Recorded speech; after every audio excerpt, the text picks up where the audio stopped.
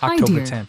What if I Naruto told you is that you just can waking get up. more As exclusive he opens his and eyes, more he sees an exciting envelope content? hanging from the ceiling You by a can string. become a Hokage What the heck in a is that? hidden village of said lonely Naruto. Kunoichi. He reaches up, For opens that, the envelope, you just and reads need the to go letter to my inside. boosty. The Dear link will be in Naruto, the description. happy birthday! Allow me to treat you to some Ichiraku ramen for a birthday lunch. P.S. Lunch is no earlier than 11:30 a.m. Got it? See you then. Irika-sensei. Oh boy, ramen! Exclaimed Naruto. But it's only 9 o'clock, what am I going to do until 11:30? As Naruto ponders this, Jiraiya, aka Pervy Sage, opens Naruto's door and yells, "Where were you?" Naruto, who is now hiding behind his bed, yells, "What the heck do you mean?" "I mean," yells Jiraiya, "you were supposed to come at 8 o'clock for training." "Oh," said Naruto. "Oops. Hehe. I kinda forgot." "That's apparent," said Jiraiya. "Well, today is my birthday, so I was wondering if I could have the day off?" asked Naruto. "No," replied Jiraiya. "What? Why not?" asked Naruto. "Because," said Jiraiya. "Because why?" asked Naruto. "Because I said so, that's why," replied Jiraiya. Naruto glared at Jiraiya for a moment and thought. "Well, Pervy Sage, you leave me no choice," then out loud said, "Ninja centerfold." A moment later he was a naked girl. "So can I have the day off now?" asked Naruto. Jiraiya, who was staring at the naked Naruto/girl, simply nodded and said, "Sure." Naruto then ran off very quickly before Pervy Sage changed his mind. Naruto was bored, so he went looking for something to do. As he was walking through town, he saw Kakashi-sensei's house. Hee, I wonder if Kakashi remembered my birthday? Thought Naruto. I'll just drop by and say hi. As Naruto walked up to the door, a very large ninja came walking out the door. He gave Naruto a sideways glare and walked off. Naruto knocked on the door, and a few seconds later Kakashi came to the door and said, "Who's there and what do you want?" "It's me, Kakashi-sensei. I just dropped by to visit," said Naruto. "Visit, huh?" replied Kakashi as he opened the door. "I thought you were training with Jiraiya." "I was," said Naruto. "But today's my birthday, so I got the day off." "Oh, I see," replied Kakashi. "Well, happy birthday, Naruto, but I can't visit today, I have important things to take care of." "Like what? And who was that big ninja who just came out of your house?" said Naruto. Kakashi let out a big sigh and replied, "Well, I can't tell you." "What? But I can tell you who. That ninja was the new senseis to the new girls in town." "New girls?" said Naruto. "Yes," replied Kakashi. "The new girls are very strong ninja. Their names are Raven, Starfire, and Bee." "Hee, those are funny names," said Naruto. "Don't let them hear you say that, they will skin you alive, Naruto," Kakashi told him. "This is the first all-girl ninja squad for a reason. Starfire and Bee are sisters, and Raven and Starfire are very close. They will do anything to protect each other." "Where can I find them?" asked Naruto. "I'd like to meet them." "I'll tell you where they are, just don't do anything stupid, Naruto. If you think Sakura is violent, Raven is 10 times worse. Only Starfire can mess with her and not get a kunai tossed at her head, most of the time. And Starfire, well, is a lot like you. Bee is like a hyper HINATA. So you can find them by the river, that's where their camp is. Sometimes Starfire goes to the ramen shop, you might be able to find her there." Just then Naruto looked at the clock. It was 11:10. "Thanks, Kakashi-sensei. I gotta go, I'm meeting Irika-sensei at Ichiraku for my birthday lunch," he said. Then he left Kakashi's house and started walking to the ramen shop. When he got there, Irika was waiting for him. "Hi Naruto, happy birthday! I got you a gift." He handed Naruto a small box. Inside was silver necklace. "It is the symbol of Hokage," Irika told him. "Thanks, Irika-sensei." After they ate their ramen, Irika told him he had a mission for him. "What kind of mission?" asked Naruto. "The third Hokage wants you to take a message to the Raikage. We would send someone else, but we don't have ninja to spare right now," said Irika. "Well, alright. I'll have that message delivered before you know it." "Believe it. Glad to see you are so excited about it.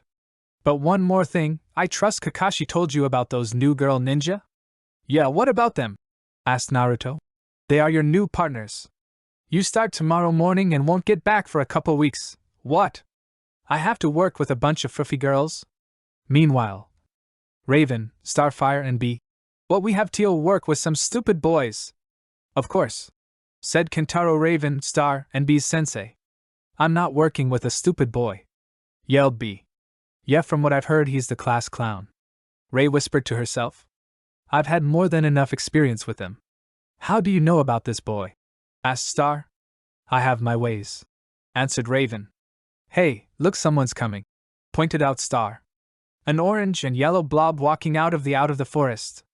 Within seconds, Star was in Naruto's face. Who are you, and why are you here? Demanded Star with glowing hands and eyes. Naruto just stood there amazed that she had enough chakra to do that. Are you the one we are forced to work with? Said Star with a firm voice. Hun. What? Yeah, if you're the new girls, replied Naruto. Then he looked behind Star to see two other girls flying towards him. So what's your name? Asked Raven. My name's Naruto Uzumaki. I'm going to be the next Hokage, believe it. Kakashi-sensei already told me about you guys, but I don't know who's who, said Naruto. Beside Naruto was Star with a happy and excited face replied. I'm Starfire, the one in the blue with the grumpy face is Raven, and over there is B. Raven glares at Star and Star glare back, then they take a step towards each other. Just then Kentaro steps through and says, Don't mind them, they find every reason to fight. Naruto points and says, Hey, I know you, I saw you at Kakashi-sensei's house. Yeah, I saw you too, I'm Kentaro, the girls' sensei. Sorry about the hostility this morning, the girls had bad morning, said Kentaro-sensei. Yeah, you bet I had a bad morning, mumbled B. So where are we going again? Asked Star. Well, if you were paying attention instead of looking at bugs, stated Raven as she hit her on the head. Star turned and glared, and was about to return the favor. Both of you stop it, yelled Kentaro. Sorry, sensei, replied both Star and Raven with bowed heads. When they raised their heads, they both saw Sakura, Ino, Kiba, Shikamaru, Hinata, and Sasuke come out of the forest. By Caitlin. Who are they? Demanded Star as she pointed at the group of ninja walking towards them. Naruto turned to look where Star was pointing. Hey guys, yelled Naruto, what are you all doing here? Oh hi, Naruto, said Hinata. We were told to come so we could help you with your mission, but it's a total pain, said Shikamaru. Great thought, Naruto, not only do I have to work with the new girls, but I have to work with Sasuke too. Excuse me, but I'm not working with them, stated Raven as she pointed at the group of ninja. Naruto is bad enough. Hey, said Naruto. Raven glared at him. Hey blue chick, yelled Ino, just who do you think you are disrespecting Sasuke? Blue chick, stated Raven in disbelief. Raven moved towards Ino very fast. And just who do you think you are disrespecting, Raven? Yelled Star as she stepped towards Ino with glowing eyes and hands. Starfire, stop it, yelled B as she stepped between Star and Ino. Move B now, Star yelled back. A moment later, Star looked as if she had been slapped. Starfire, I've told you about using your powers that way, said Kentaro. I'm sorry, sensei, but no, but Starfire. Now sit and chill, you two, Raven. But I didn't do anything, said Raven. Yes, but you would have if I hadn't stopped you and Starfire. Raven glared at Kentaro, then sat next to Star. Sorry, Ray, whispered Star. Well, will you all please introduce yourselves? Asked Kentaro. I'm Kiba Inuzuka. Kiba pointed to the dog on his head and said, And this is Akamaru. I'm Ino Yamanaka. I'm Shikamaru Nara. I am Hinata Hyuga. I'm Sakura Haruno. Last was the boy who was in the shadow until now. I am Sasuke Uchiha. Oh look, Ray, he's a blue grump just like you, said Star with a wide grin. Maybe you could get together and dash. Star started to make a kissing sound. Oh shut up, idiot, said Ray while she was smacking Star.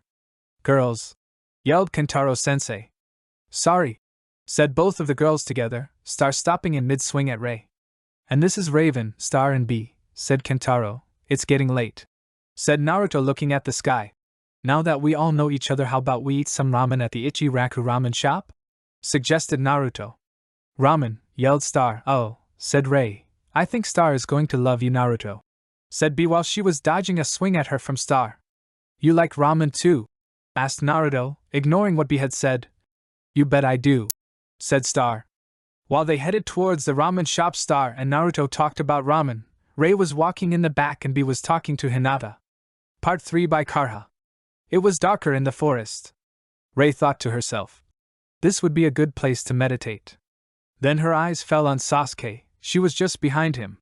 Just then Ino saw Rei looking at Sasuke. Ino found her way to Rei. "Sasuke's mine, you can't have him," said Ino through bared teeth and glaring eyes. Then Sakura appeared over Rei's shoulder, then glared at both Rei and Ino while saying, "You're Sasuke, he's not yours," said Sakura to Ino. As Ino and Sakura continued to fight, Rei left and walked to where Sasuke was. "It looks like you have groupies," said Rei with a smirk. Before she could get a response from him, Rei heard yelling from Ino and Sakura, and she knew it was aimed at her. She prepared herself as Ino and Sakura ran towards her. She put up a force field and they ran into it. Then she left the two girls and Sasuke behind, and Rei walked up to the front of the group to where Star was. "Sorry that it's so short." Part 4 by Caitlin. Raven walked up to Star and said, "Those girls are freaks." Star, who just finished her conversation with Naruto, stopped and looked at Raven. He looks like you have competition for your new boyfriend," said Star with a grin. "He is not my boyfriend," said Raven as she smacked Star on the head. Star takes a step towards Raven and trips over a foot sticking out. "Who tripped me?" demanded Star as she got up from the ground. "I did," said a large ninja. Star turned to look at him. "And just who are you?" said Star through gritted teeth. "I'm Yukiko, and I don't like your attitude." "My attitude? What about you?" "You're the one who tripped me," yelled Star as her eyes started to glow. "Clam down, Star," said B. "We don't need to fight if we don't have to." "Oh no, he's going down hard," replied Star. "And I'll help," said Raven with a rare smile. "Good, because you're gonna need all the help you can get," said Yukiko. Then he made the hand signs tiger, dog, and ram. "Sacred fire orb." Then a large fireball came out of the sky and flew towards Rei and Star. Rei made a few hand signs, then a force field came up and stopped the fireball. "This is gonna be fun," said Star as she pulled out her sword.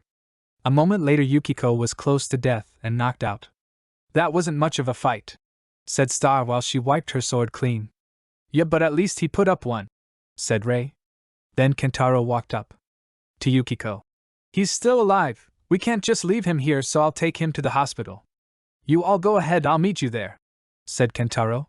Star and Rei turned to find the group standing, mouths open, except for Sasuke, staring at them. "Ah man, just how powerful are these girls?" thought Naruto. "Show-offs," mumbled Ino as she glared at Rei and Star. Later at the ramen shop, Raven, Star, and B all sat under a tree outside the shop while the others sat at the bar. "I'm hyper," whined Star while she was poking a rather large bug with a stick. "Oh, stop your complaining," said Rei. "I think I'll go talk to Hinata now." "Bye," said B as she left to join Hinata. Naruto was staring over at Star and Raven. "What's wrong, Naruto?" asked Shikamaru. "Huh, what?" "Oh, nothing," replied Naruto. "Nothing, huh?" said Shikamaru. "You still have half of your ramen left. Are you sick or something?" "No, it's just when I met the girls I got a strange feeling from Starfire. And when she went after Ino and that Yukiko guy, I just got a strange feeling." "Oh well," said Naruto as he picked up his ramen bowl and slurped the last of it down. "Come on guys, let's go back to camp. It's getting dark," said Star. "Fine. I guess we could use the rest," said Raven. Raven and Star walked over to where B and Hinata were. "Come on B, we have to get back to camp," said Star. "Okay. Bye Hinata," said B. "Bye B," said Hinata as she walked back to the ramen bar. "Bye, I'll see you tomorrow," yelled Star cheerfully to the group of ninja at the bar. "Oh, and happy birthday Naruto," said Raven. "Hey, how did you know it was my birthday?" asked Naruto. "I have my ways," said Raven. Back at camp, it was about 10:45 p.m. when Rei woke from meditation. "Someone is coming," said Rei. From the woods came Kentaro-sensei. "Kentaro-sensei!" yelled Star and B joyfully. "Hello girls," said Kentaro in an oddly quiet voice. "You hurt sensei," said Rei. "Heh heh. Sharp as ever Raven. I couldn't fool you if I tried," said Kentaro. "You're hurt? Who did this to you?" said Star with glowing eyes and hands. "I will make them pay." "Starfire," said Kentaro-sensei. "You need to calm down. I'm fine, so you all can to go to bed, okay?" "Yes, sensei," said the girls. Normally she's so sweet when she's around us, thought Kentaro as he watched Star say goodnight to Raven and Bee. Only lately something is off about her. Maybe it's all the new people. Considering her past, I can understand why. Part 5 by KONOHA. 2 a.m. Ray sat straight up. She leaned over to wake up Star and shook her, but it didn't work. Then she used her powers to wake her by screaming at her in her head. What the hell was that for? Whimpered Star as she rubbed her head. Couldn't you think of a better way to wake me up? No, besides, someone's here. Would you wake up Bee, quietly please?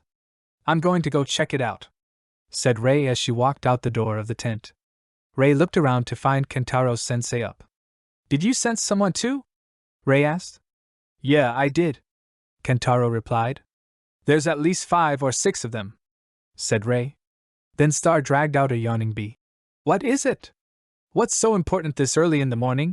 Asked Bee, who was about to fall asleep again. You never were a morning person, said Ray. And still ain't, replied Bee with a yawn. Okay, it's time to stop playing hide and seek, yelled Ray as her eyes started to glow. Within a few seconds about 7 men come flying out of the forest in a black orb, and then when it was in the middle of the field, and about 15 feet off the ground, the orb disappears. What do you want? Ray yelled to the heap of men. The men untangled themselves. Who are you, and what do you want? Then one of the guys took a step forward. While shaking, he pointed a finger at the 4 of them and yelled with a shaky voice. Give us your valuables and goods. Ray took a step forward and the guy fell down. You're just a waste of my time, replied Raven with a glare. Part 6 by Caitlin. 5:30 a.m. I still don't know why you had to kill them all, whined Star at Ray. You could have saved some for me. It was easier to kill them all at once. Quick and painless, said Ray. Since when are you so nice? Asked Bee. Who said I was nice? Replied Raven as she tossed a rock at Bee. Ha! You missed! Yelled Bee as the rock sailed past her head. As Bee turned around to look at Ray, she saw a hand coming very fast. Ouch! That hurt! She yelled at Ray. Still think I'm nice? Said Ray with a smug look on her face. No, replied Bee.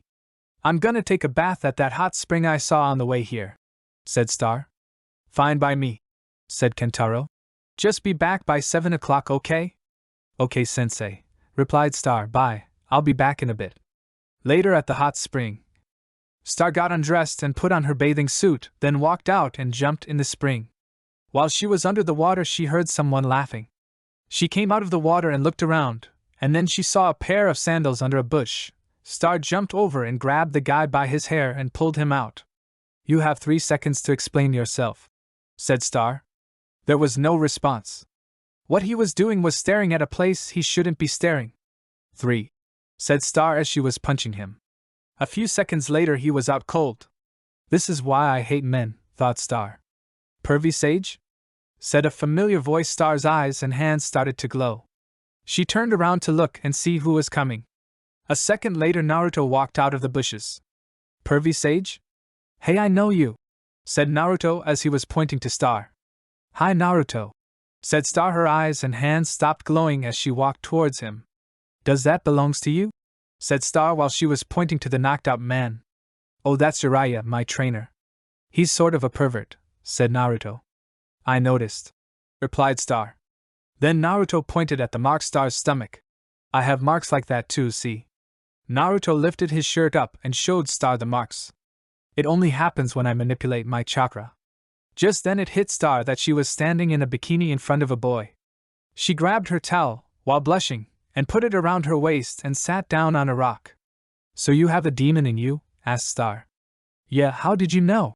Said Naruto as he turned around and sat next to Star. Wow, he's a smart one, thought Star sarcastically. Lucky guess, responded Star. And you're okay with that? Asked Naruto quietly. Yup. Why wouldn't I be? Said Star. Most people avoid me because of my demon. They think it will take over me and I will become it, said Naruto. Well, I don't have a problem with it because I have a wolf demon Valoraka in me, said Star. Mine is Kyuubi the 9-tailed fox, said Naruto. Wow, I never met someone like me before, said Star. Star looked up at the clock on the wall. Crap. Sorry Naruto, I have to go. Kentaro-sensei will kill me if I'm late. She got up and started to walk back to camp. She stopped, turned around, and smiled at Naruto. Bye, Naruto, I'll see you later. Naruto watched her walk off into the forest. She smiled at me, thought Naruto. I think I want ramen, thought Naruto. Naruto started walking to the ramen shop, forgetting about Jiraiya, who was face up on the side of the hot springs. At camp, Raven felt Star's presence before she saw her. Hey Star, said Raven as Star stepped out of the forest. Hi Raven, said Star cheerfully. Just then Ray felt a darker someone or something coming from the forest. Star, watch out, something is behind you, said Ray quietly. Cool, yelled Star, maybe it's a bug. No you idiot, it's not a bug, yelled Raven at Star, who was walking towards the woods. Then a large wolf jumped out at Raven. She started to use her powers to kill the wolf when Star jumped in front of her and growled. Why is she growling? Thought Raven. Star jumped between Ray and the wolf. Please stop, said Star. I don't want to hurt you, but if you touch one hair on her head I'll kill you. You speak my language? Asked the wolf. You can talk, said Star. So can you apparently, responded the wolf. Cool, I always wanted to talk to animals, said Star. Who are you calling an animal? Demanded the wolf. Well, if you told me your name, I could call you by it, said Star with a glare. My name is Odor, replied the wolf. And yours? My name is Starfire. Nice to meet you, she said with a smile. I like your spirit, girl. Maybe I'll hang with you for a while, said Odor with a smile, as much of a smile as a wolf can have. I'd love that, replied Star. She turned to Raven. Meet Odor, the new member of our squad. Okay, wanna tell me just how you know his name? Asked Raven. He told me, replied Star. Okay, we need to talk. To Kentaro-sensei, said Ray as she grabbed Star by the arm. Okay, said Star. Come on, Odor, I'll show you around camp. Part 7 by KONOHA. Ray dragged Star over to where Kentaro was. As soon as Kentaro was in sight, Star sprinted over to where he was. Ray decided to stay where she was. For a few seconds Ray watched Star and Kentaro-sensei talk. Then she looked down at Odor, who looked at her. They stared at each other for a second, then they both glared at each other. Just then Star yelled out of joy. She comes speeding towards them, and yells that he can stay. Cool, let go show him our campsite, and the rest of the place, said Ray, as she looked down on Odor as Star tells him that he can stay. While Star zoomed all over the place showing Odor each victim that came into sight, Ray stayed in the background watching. Star came across a carved wooden box, while looking for things to show Odor that she'd never seen before. Ooh, what's this? Wondered Star out loud. She opened it to find a necklace, ring and bracelet, all with similar design. They all looked Celtic, but each item was a little different from the other. Star held up the necklace, but wasn't able to look at it long because she was severely smacked in the back of the head. Ow, what was that for? Asked Star, as she sat on the ground rubbing her head. It's my way of telling you to mind your own business, replied Ray. Just then Odor grabs the box out of Ray's hands. Ray turned to where Odor was heading, and sighed as she put up a force field in front of Odor. As Odor lay on the ground knocked out, a black orb formed around the box. Star was expecting it to form back into Ray's hands, so she prepared herself to grab it, but it never come. Ray walked past her with a small smirk, knowing what she was planning. Ray headed towards the river, as Star went to go check on Odor. Ray prepared herself for all the question and hateful stare for knocking out Odor. But she never had to explain herself, at least not right away, because she heard Star yell something, so Ray just in time to put up a small force field to block Odor's attack. With a blank face, Ray kept blocking Odor attacks while backing toward the river to protect herself. When Ray got the river, she levitated over the water to where she was just out Odor's reach. Star kind of looked shocked, and wondered what to do. Once Odor calmed down, Ray went back towards land. She walks to where Star was. Star held up a finger and opened her mouth, but didn't say anything because she was interrupted when Ray turned her back to face Odor's attack, and in a way to protect Star. This time Ray wasn't able to protect herself. She was knocked to the ground. Ray used one hand to hold back Odor, and the other started to glow black. Ray used her free hand to punch Odor. He went flying into the forest. Ray got up to dust herself again. Are you okay? Asked Star. Ray nodded. I'm going to give Odor a piece of my mind, stated Star, as she started to storm off towards the forest. Ray grabbed her and said, Chill, we just made him a friend. We're just working out our differences. Ray sensed Odor coming out of the forest. Her eyes started to glow, then the ring from the box appeared in her hand. Rei put it on and her eyes turned a light blue and a mist started to form, then her eyes suddenly turned a deep blue and the mist consumed her. The mist swirled several different colors, then it flashed blue. A huge black wolf at least twice the size of Oda came running out of the mist as the mist disappeared. The wolf's fur had a blue tint to it, in the right light. The wolf also had deep bright blue eyes. Just as Oda came out of the forest, the wolf ran into him and knocked him out again. The mist forms again and Rei walks out of it and towards Star, who looked stunned. Once again Rei prepared herself for the full force of question from Star. Part 8 by Caitlin. What the hell was that? Yelled Star. Something you were not meant to see. At least not now, replied Raven, her back facing Star. Raven, we should talk about this, said Star as she put her hand on Rei's shoulder. No, I don't want to talk about it. Now leave me alone, said Raven as she walked towards the water. Raven, you can't just do something like that and expect me not to talk about it, yelled Star while running to catch Raven. And what about you? Yelled Rei as she turned to face Star. All I know about you is that a demon is in you. Kentaro always is telling us not to talk about it, that he doesn't want to upset you and loosen the seal that holds the demon in you. Why do I have to talk about it when you don't? At first Star looked shocked, shock turned to rage and pain, and then bright purple chakra started to spin around her. Kentaro, who was eating, dropped his food and ran towards the girls. Starfire looked at Raven, who, for the first time since knowing Star, was looking at her with fear. Her eyes were purple slits and her hands had claws. Starfire, you need to calm down, yelled Kentaro. Star turned to look at him, paused for a moment, and then ran off in the woods with Oda following behind. Star ran for about 10 minutes without stopping. When she finally stopped, she sat on the ground next to a tree. When Oda came over, she hugged him and cried into his long silver coat. Great, thought Oda. I just had to pick this girl. Naruto was just leaving the ramen shop when he felt the same feeling as when Star was going after Ino. Maybe I'll stop by the camp to see what's going on, thought Naruto. Naruto cut through the woods on the way to the camp. He was halfway there when he heard a deep snarl. He stopped and looked the way the sound was coming from. He saw a rather large silver wolf standing over hurt Starfire, not really hurt, just sleeping, but he doesn't know that. Starfire's in danger, thought Naruto. I'll save her. Believe it. Naruto pulled out his kunai knife and ran towards the wolf. You are going down, wolf, yelled Naruto. Just then Star sat up and growled. The wolf, who was running at Naruto, stopped and looked at her with a glare. Hi Naruto, what are you doing here? Asked Star. Well, I was just passing by, and I thought you were in danger, so, said Naruto. Ah, you're sweet, said Star. This is Oda, my new friend. Oda, this is Naruto. The wolf glared at Naruto. Tell him if he hurts you or your feelings, I'll make it so he can never reproduce, said Oda. Star laughed and repeated it to Naruto. Naruto then looked at Oda, who had a wolfish smirk on his face, and said, I'll remember that. Now let's walk back to camp together, suggested Star. Okay, responded Naruto. Back at camp. She has been gone for an hour. We should go look for her, said Raven. No, said Kentaro, she will come back on her own. She's like a dog, loyal and always comes back no matter what. Rei could tell that he was worried about Star but was trying not to show it. What if something happens to her?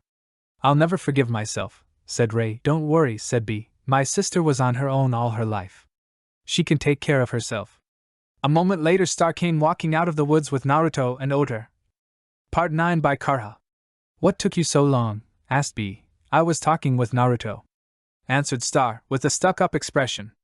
Then she saw Rei and glared at her. Raven was avoiding her glaring gaze. Then she turned and asked Naruto. Hey, when are we leaving to deliver the message to the Raikage? Naruto's answer was, Iruka-sensei said we're leaving tomorrow morning? Well, I guess we should start packing, said Rei. Then she turned to head back to the camp, while half expecting Star to say something, but it never came. While Rei was packing, she was remembering what happened about an hour ago. She gave a small mental shudder and said to herself, I've certainly got to be more careful when it comes to pissing her off. Then Rei sensed that Kentaro was coming. She kept to what she was doing to see if he was going to say anything.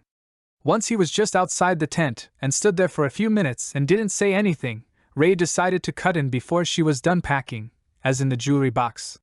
Can I help you, sensei? Asked Rei, her back still turned to him.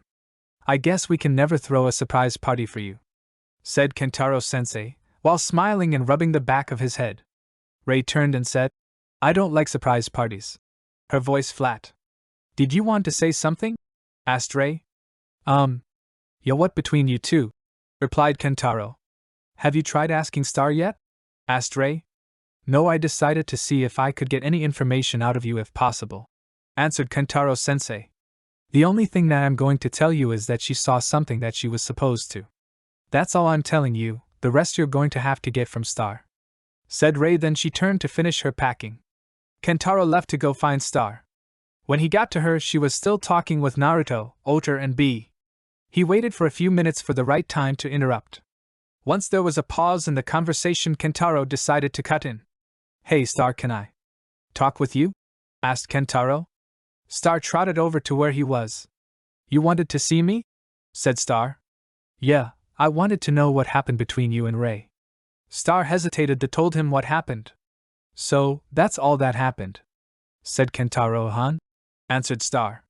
Well, I don't want to rush you too, but you better make up, if you're going to work together tomorrow morning, said Kentaro when Star was finished. Star nodded and decided to finish the whole thing now and get it over with. Meanwhile, Rei had been eavesdropping on the conversation while she was meditating. She sighed and decided to walk to the river where her and Star could talk in peace. Once she found her, there was an awkward silence between them. Then Rei said, I guess Sensei told you to find so we could make up. He said about the something. Were you eavesdropping? Said Star. Yeah, couldn't help myself, replied Rei with a small smile. Once they got over the awkward silence again, they both said sorry at the same time. Just making us meet her is an apology in itself, Rei said to herself. Let's go see if we can find B and them, said Rei after another annoying awkward. Once they found them right where Star had left, they talked for another hour with various conversations. Star and Rei were quiet for most of the time except to add to the conversation to the laugh at the occasional joke. Once Naruto had gone home and it had started to get dark, the girls had gone to do their own thing. Star finished her packing and started to get ready for bed. Rei was down by the river since she had already meditated for an hour or so. Rei was on her back with her arms spread out. Talk about an awkward and stressful day. It would have been nice if we both could talk to each other and not just have silence, Rei said to herself as she looked at the sky. She let out a huge sigh and closed her eyes. Star sat in a large oak tree by the river while watching the last of the sun disappear over the mountains. She glanced at the ground across the river to where Raven lay. I hate not talking to her, she thought to herself. But when I try, I can't think of things to say. She closed her eyes and felt the cool breeze blowing across her face. When she opened her eyes, Kentaro was sitting next to her. I really wish you wouldn't do that, she said quietly. Sorry, he said with a smile. Old habits. After a long silence, Kentaro put his hand on top of Star's head. Are you okay? He asked. I'm fine, she replied flatly. Are you sure? You and Raven talk so much, I can't get you two to shut up most of the time, and you hardly said a word to each other since this morning. Star could sense his concern for them, but at that moment she didn't care. Her pale pink eyes paused on his brown ones. I don't know, Sensei, she said before making a few hand signs and disappearing in a gust of wind. It was about 9 p.m. when Raven went into the tent, and as soon as she did, Star left without making eye contact. Oter followed her out, but not before he gave Rei an icy cold death glare. So where are we going? Asked Oter, who was trying to catch up to Starfire. Away from them, she replied. After she found a dry patch of grass, Oter and her curled up and went to sleep. Star woke the next morning to growling. She sat up and found Bee, who was holding off Oter with a stick. Can you call off your wolf? She pleaded. Oter. That's enough. The wolf gave Bee a glare that said, You're so lucky that she is here. Then lay down next to Star. What do you want? She asked. It's time to go for one thing and Naruto's not here, Bee replied. Star made the hand signs boar and dog, then disappeared in a poof. When she reappeared, she was in Naruto's house. She then walked over to the sleeping Naruto and poked him in the side. Wake up, Naruto, she said. Ah! Grass ninja! He screamed. Star then put her hand over his mouth. Would you please be quiet? She asked. Sheesh, she thought to herself. A little jumpy. Are we? Oh, hi, Starfire, he said in a cheery tone. What are you doing here? We are leaving for Kumogakyo now and you're late. So I came to get you, she said. So get dressed and meet me outside. After about 10 minutes, Naruto came outside. What took you so long? Did you do your hair or something? She asked with a smirk. No, I just ate some ramen, he replied. Oh. Then I understand. She then grabbed his hand. What are you doing? He asked. Just shut up and hang on. She then made a 4 one-handed hand signs. Ninja art, twin transporting jutsu. Then they were in camp. That was so cool. Why don't you just use that all the time? Asked Naruto. It takes too much chakra to use all the time, she said while smiling. So walking is okay with me. Time to leave Starfire, said Kentaro a moment later. After 6 hours of walking, Sakura jogged by Star and Naruto to catch up to Sasuke. Hi Sakura, said Naruto. Go away Naruto, can't you see I'm trying to talk to Sasuke? Naruto hung his head and continued walking. Why do you even bother with her? Asked Star. She clearly does not like you. I don't know, he said while pondering the question. I guess I was hoping that if I kept at it she would like me back. Yeah, well, she apparently doesn't know what she's missing, she said before walking to the front of the group. I wonder what she meant by that. Naruto thought to himself. Star was almost to Rei when Sasuke walked past and started talking to her. Not wanting to be rude, she hung back and waited a while. Can you believe that girl? Said a voice from behind Star. She's so not Sasuke's type. Sasuke likes pretty girls. Star spun around and saw that the voice was Ino's. She lunged at her with eyes glowing. Shikamaru, who was the only Chunin, barely caught her in his shadow possession jutsu. But to his shock she kept moving. What? She should be as stiff as a board, he thought. I don't know who you think you are, Star growled. But no one bad-mouths Raven except me. She then grabbed Ino by her shirt and lifted her in the air. Got it? Star demanded. When Ino didn't reply, she raised her fist and swung. She stopped an inch before Ino's head, then dropped Ino and put her hands over her ears while screaming. A few seconds later she stopped screaming and lay unmoving on the ground. Shikamaru looked around and paused on Kentaro, who was moving towards Star. Is he a sound ninja? He thought. Kentaro was about to pick up Starfire when Rei appeared between them. She bent down and saw blood slowly running from Star's right ear. You know how sensitive her hearing is, exploded Raven. And you used your concentrated sound wave on her anyway. Do you even care about her? The last thing she said was Kentaro's last straw, so to speak. Raven, he said in a low and threatening voice. Don't you lecture me about that girl.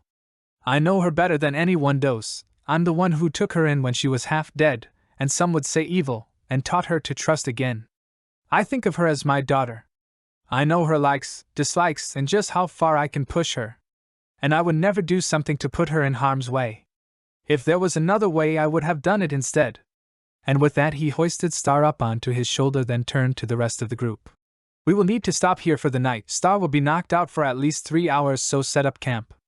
After setting up his tent, Kentaro laid Star on his sleeping bag and started to meditate. Star opened her eyes to some very blurry object. She realized that she was lying on Kentaro's sleeping bag. It certainly smells like him, thought Star to herself. Then she sneezed, which made her realize she had a headache, which the sneeze made it worse. She rubbed her head. Then Kentaro came up to her and handed her a cup of what smelled like tea. Here, this'll make you feel better, said Kentaro. She drank it and noticed that her headache slowly started to go away. A half an hour before Star woke, Rei was sitting in a tree watching the sunset. For a while she had sensed Ino spying on her. She had decided to let her be. Of course she noticed that she was planning on doing something. Rei sighed and in a flat voice. Ino, I know you're there, Ino. After several moments Ino finally came out. Ino looked at her and glared and said, How'd you know I was there? Rei looked down on her and said, I can sense people about a half a mile away or more without thinking about it. Rei looked out at the sky and looked as if she were bored with the conversation. Then Rei said, You're not the only one here. Sasuke and Sakura are here too, just not as close. Ino looked back into the forest as if to look for them, then looked back at Rei. Rei jumped down for the tree and looked straight at her but through her. Oh, that reminds me, you wanted to ask me a question. Rei's eyes went back into focus. Is that right? Ino nodded, then gave Rei an even harder glare. I wanted to know what Sasuke sees in you, yelled Ino. Well, for one thing, I don't obese over him all the time. And secondly, I don't go goo-goo-eyed every time he does something cool, said Rei, as she gave Ino a glare with a slight smirk, as if to say bring it on. Back to Star and Kentaro, who were discussing what happened to her earlier. Did you have to knock me out? Asked Star. Sorry about that, said Kentaro, as he handed her another cup of tea. Where's Rei? Asked Star. Somewhere, not sure where. We kind of got it to a fight when I knocked you, sighed Kentaro. Well, I'm going to go see if I can find, said Star. She got up and tried her best not to stumble, and apparently did fine because Kentaro didn't try to stop her. Star started walking, then she saw Naruto, and got his attention. Hey, you feeling better? Asked Naruto. Yeah, thanks. Have you seen Rei? Replied Star. Yes, she's down that way, said Naruto. He pointed behind him with a worried look. Starfire walked around a line of bushes to see Ino and Sakura out cold and slumped against a tree with Raven standing about 20 feet away, her eyes slightly glowing a soft blue. She then smelled something odd. Blood, thought Star. And it's Rei's. But how? Then walked towards Raven. What happened, Rei? Asked a clearly concerned Star. Nothing you need to worry about, she said as her eyes returned to their normal color. You're bleeding. Don't try to lie to me, I can smell it, said Star with a stubborn glare. What did they do to you? Raven gave a big sigh. Turns out painful sky leg combined with cherry blossom blizzard technique and mind body disturbance technique is painful. So they attacked you, said Star. No, I provoked Ino. And Sakura came when she heard Ino's big mouth. Rei turned around and gave Star a small smile. Nothing I can't handle, said Raven. Star rushed over and started to check Raven's wounds. Rei rolled her eyes skyward. Better let her get it out of her system or she'll be like this for a month, thought Rei. A cut on the cheek, a sprained ankle and a large gash on her hip, thought Star. I can fix that. Star put her hands on Rei's shoulders. Ready? Asked Star. Raven closed her eyes and braced herself. I'm ready. Starfire's eyes began to glow as she forced her demon wolf chakra into Raven. A moment later Rei opened her eyes, which were now glowing the same color as Star's, and floated off the ground a few inches. Soon after Raven's wounds disappeared, Star stopped the chakra flow. When their eyes returned to the normal color, Rei looked at Star. Her eyes were oddly glazed. Then Star lost grip of Rei's shoulders and fell backwards, barely being caught by a force field from Raven. After lowering Star to the ground, Rei stood next to her. Now I have to get Kentaro, thought Rei. She cut her thumb with her kunai, made a few hand signs and smeared her blood on a small dot, with a circle around it, then slammed her hand on the ground. Kushina'S no Jutsu, the art of summoning. Then a poof of smoke exploded out of the ground. After it cleared, a jet black panther stepped forward while turning his yellow eyes on Raven. Go get Kentaro, she said to the cat. It bowed its head and loped off into the forest. Kentaro was starting up the fire when Raven's Kushina'S loped over to him, his yellow eyes standing out against the night sky, and then started back in the forest.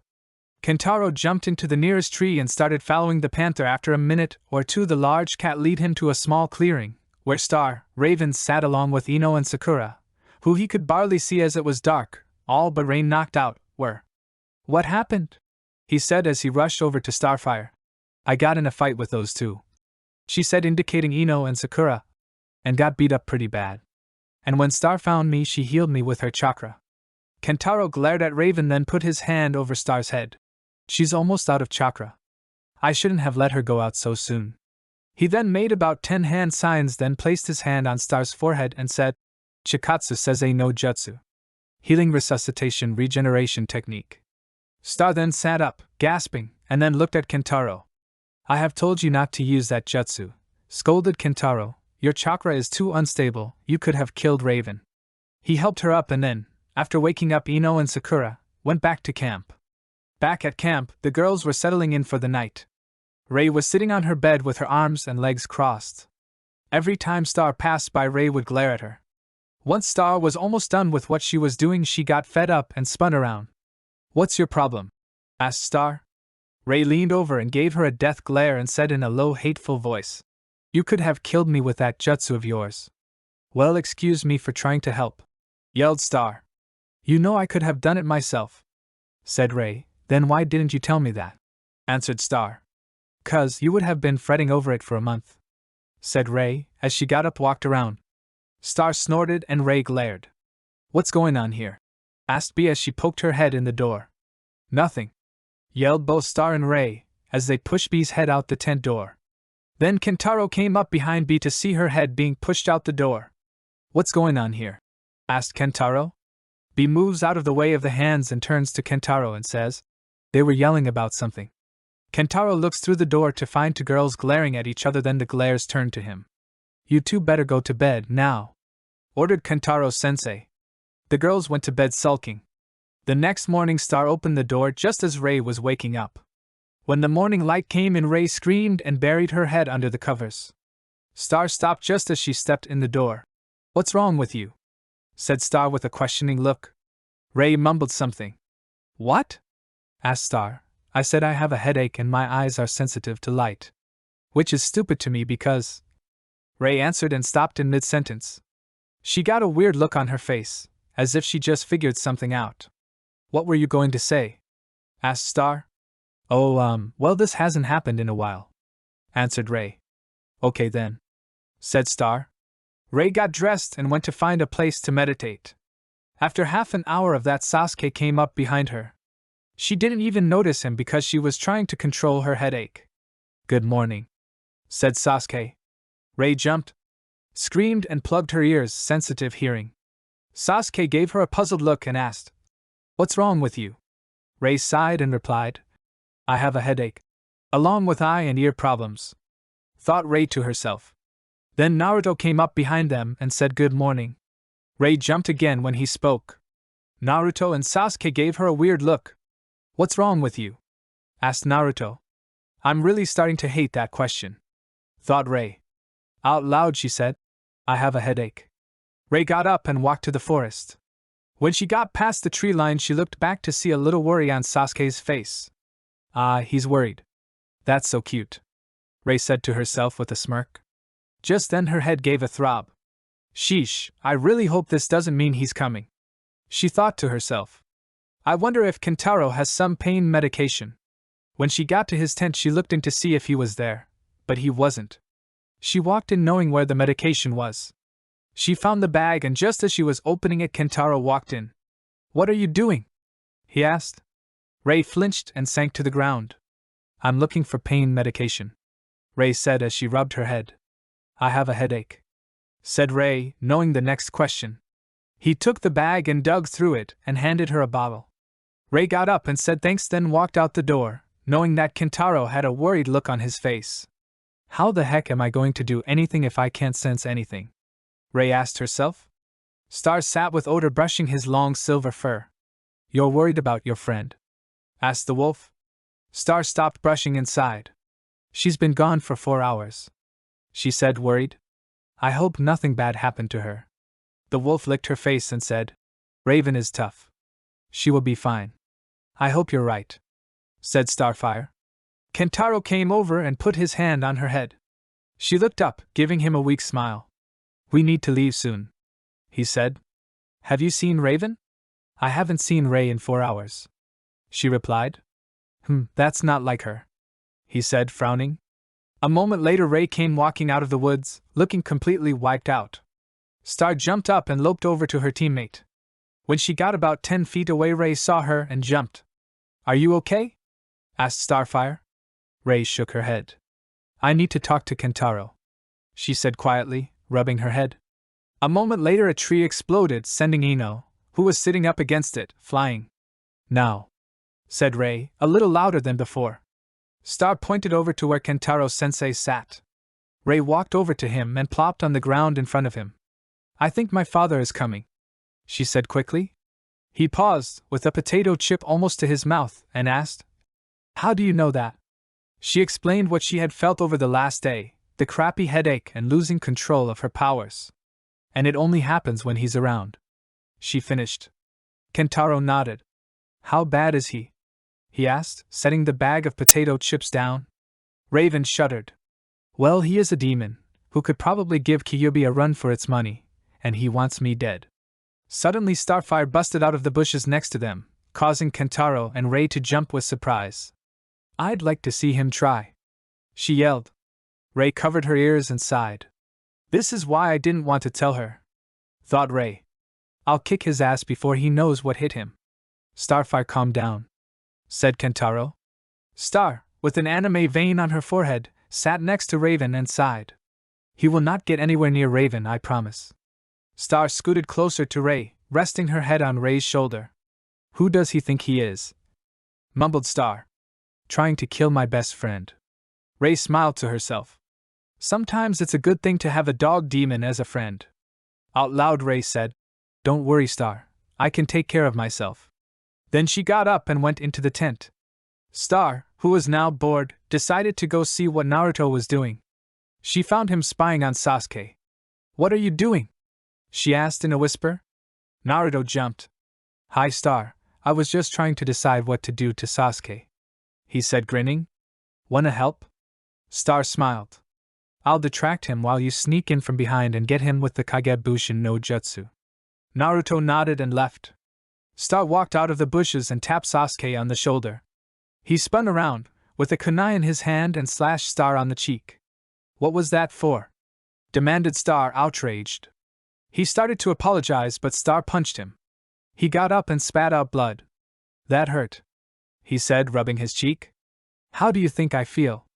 asked Star, pointing to the gash on her cheek, which was now bleeding freely.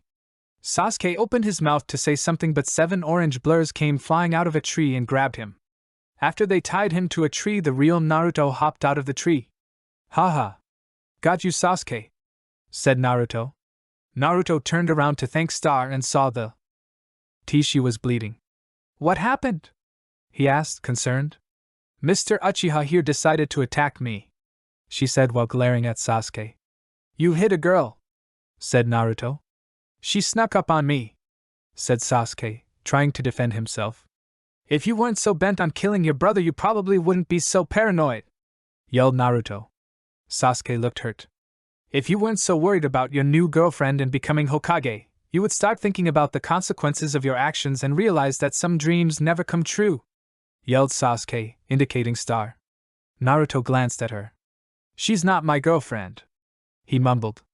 "That's right, you can't get one, 'cause you're a loser that nobody likes," said Sasuke. Naruto ran off, looking very hurt. Star started to follow. "What about me?" asked Sasuke. She thought about leaving him there, but threw a kunai at the ropes holding him. The ropes fell and he got up. Star glared at him and then left after Naruto. She found him practicing hitting targets with kunai. "Naruto, are you okay?"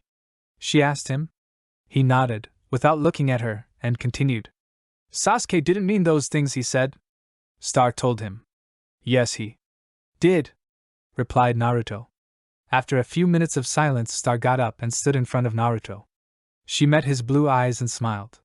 "If it helps, I don't think you're a loser. And I believe that you will become Hokage, 'cause I can't think of anyone better for the job." With that, she left him to practice, and went back to camp. "Hey Star, wake up." Star sat up, fingering her hair out of her face. "What the heck?" wondered Star, trying to figure out what happened. Rei raised an eyebrow when Star looked up. "You fell asleep. When did I have time for that?" "I don't even remembering sitting down. I was just looking for Naruto."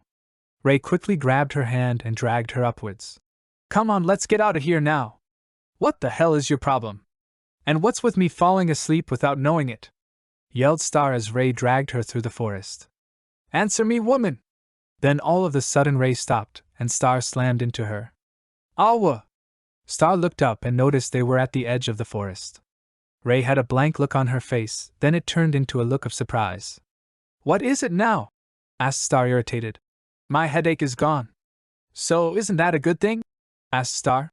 "No," answered Rei as she broke into a run back towards the camp. "Hey, wait a minute, you still haven't answered my question, HUI," yelled Star as she ran to catch up. Rei finally stopped when she got to the camp. She paused to find out where everyone was using her powers. Most of the group was close to the river, except Bee, who was in her tent. Star finally came up towards Rei. "Would you answer my question already?" demanded Star. "Bee came on, let's go to the river," said Rei, deliberately ignoring Star. Bee popped out of the tent. "Why, just 'cause said Ray as she started walking towards the river. Come on, Star, let's go. Star got this pissed off look. No, not until you answered my question. Well, then you're not going to get your answer. Ray kept walking. Star sighed and started walking. What question? Asked B. Nothing, answered Star with a cross look. When they reached about halfway to the river, Ray stopped. Hey Star, can you get the others there in the forest? Star went off with a snort. B waited with Ray. Hey, what was that question you and Star were talking about? It was nothing. Ray kept looking towards the forest.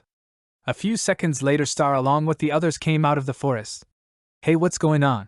Asked Naruto with an annoyed look on his face. Come on, let's go, commanded Ray. Several questions were asked, but Ray ignored him. When the river came in sight, they saw Kentaro talking, or more like shouting, at a dark figure across the river. When they got closer, the figure across the river came into focus. He had short, messy back hair, green piercing eye, and he looked about 6 feet 5 inches. He wore a black trench coat that had 2 chains around the back of the waist. On the first chain was a long katana. Ray was the first to reach Kentaro. Looks like you meet my father, said Ray with a blank face. Father! Yelled everyone, but Star's was the loudest. That's that jerk. Ray bowed her head as Star went into a ranting rage. Star fell quiet as the wind shifted. Sniffing the air, she shuddered. The man was of demon blood and seemed very powerful. The metallic scent of blood hung around him like a thick smoke. She glanced at Ray, who was staring at the ground. Raven, this guy can't be your father, she shouted, trying to ignore the fact that he smelled like her dark-haired friend. Ah, you must be Starfire, said the man. His voice was deep and smooth. You're the one who made my Raven go soft. Something I will have to fix now. Star glared at him. She's not yours. And just who are you anyway? A smirk tugged at the corner of his lips. We'll just see about that. And as for my name, it is Fujero. Raven looked up and met her father's eyes. What do you want? She asked in a whisper. Simple, I need you for a ritual. It works like this. I sacrifice you using a forbidden jutsu and I get all of your power. And using that power I can wipe out all who oppose me. Raven opened her mouth to say something, but Star cut her off. Who pissed in your cornflakes? Star yelled at the demon. Everyone but Naruto and Fujero, who looked even pissed now, got sweat drops. He has cornflakes? Asked Naruto. Raven suppressed a smirk. Star and Naruto had a habit of saying inappropriate things at inappropriate times. Well, as much as I'd like to stay and talk, I came here for one thing, and that thing is Raven. The tone he talks about her and makes you think he's talking about a dog or a piece of trash, thought Star, now shaking in fury. If you want her, you have to get through me, said the purple-eyed girl. Very well, responded the demon. He disappeared and reappeared beside them, attacking Kentaro first. Soon clones of him appeared and attacked the group. Now you will see what true power is, said Fujero, as he, and all his clones, pulled out their swords. He attacked Kentaro with such speed all he could do was block the more harsh of the blows. Star heard B gasp as the clone slashed across her back with his katana, barely missing her spine. Flying orb jutsu, yelled B. She disappeared in a flash of green and blue. She popped up behind the clone and went to kick him, but he anticipated this and slashed backwards, sending B flying into a tree. She was knocked out cold as soon as she hit B, screamed Star. As soon as she was distracted, the Fujero clone moved in on Star and slashed a large gash across her chest. Hot blood spilled out and soaked her clothing. Kentaro was injured and to the point of passing out. He glanced over at Star and his eyes widened. Her eyes became cat-like slits and her hands became claws. The sickening sound of sizzling flesh reached his ears as Star's flesh pulled back together. Naruto had changed also, his eyes now red cat-like, and hands grew claws. A tail of chakra erupted from his back end. Naruto's eyes flickered back and forth looking for prey, but they stopped on Star, who had sprouted 2 tails. He ran towards Star, who had finished off her clone, and went to help Ray, who was fighting 2 clones. Star flew towards the first clone and clawed madly at his throat. He poofed as Star turned to Ray. She was covered in blood, but Star could sense it came from a jutsu, blood shield jutsu, where the user can pull blood from a wound and form a shield. Starfire glanced around and saw that, besides her, Raven, Naruto and Kentaro, everyone was either knocked out or close to it. Star pulled her lightning sword and started fighting. They were evenly matched, but she knew that he was holding back. So she did something she was never supposed to do, evolved into her three-tailed form. Naruto had gone to help Kentaro fight as a third tail sprouted. She then lost the ability to tell between friends and foes and attacked with all her might. She threw the clone towards Rei and went after the real demon. She punched Naruto in the head, kicked him aside and then punched Kentaro, sending him flying into the river. After Star went for the demon's throat, and she managed to slash it, causing hot blood to spill on her hand. This shocked Fujiro. Even though he didn't show it, he back-flipped over her head, doing hand signs as he went. He hit the ground and yelled, "Chakra ceiling!" as Star turned around and ran right into his palm, which slammed into her stomach. She gasped and fell to the ground, gasping for air. He bent down and pulled a kunai out of his pouch and stabbed in about an inch deep into Star's neck. Secret Jutsu, Beast Curse Seal.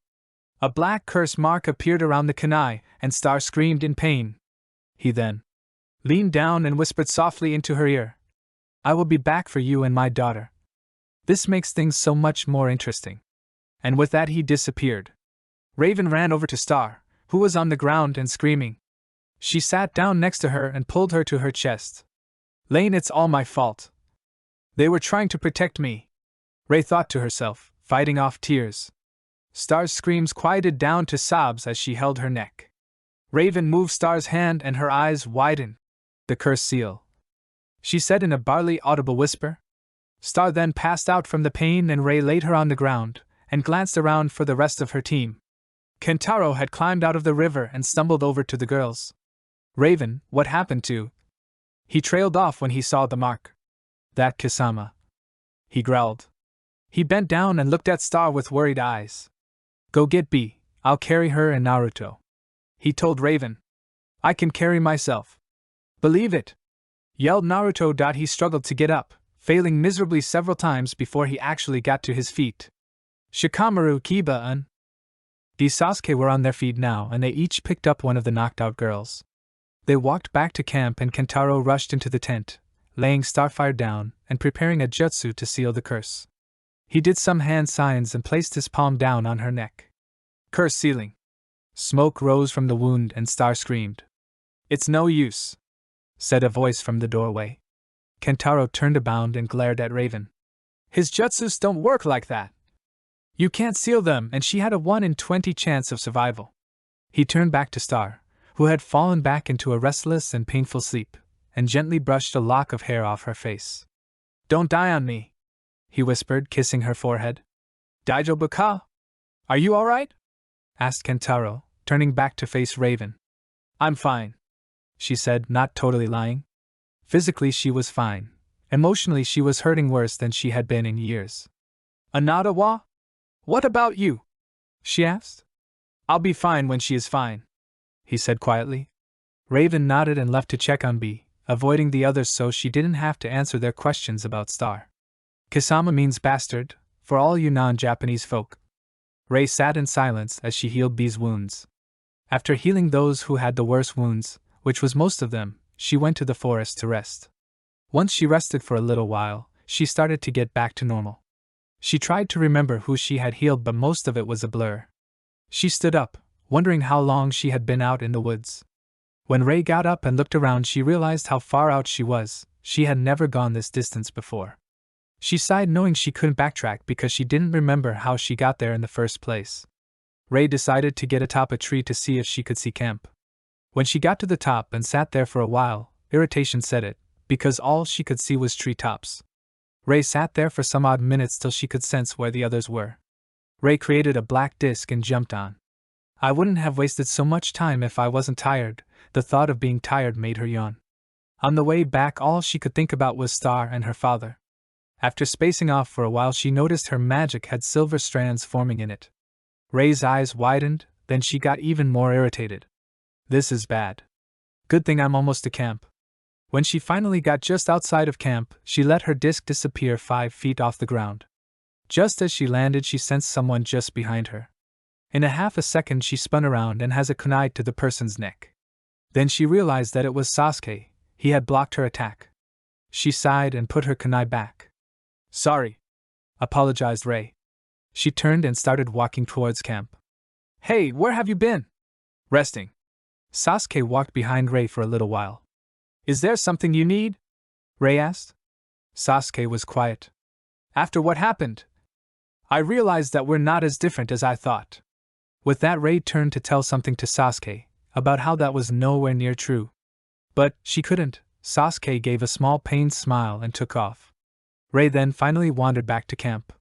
The morning light came shining through the partially unzipped tent door as Kentaro lay asleep on the ground.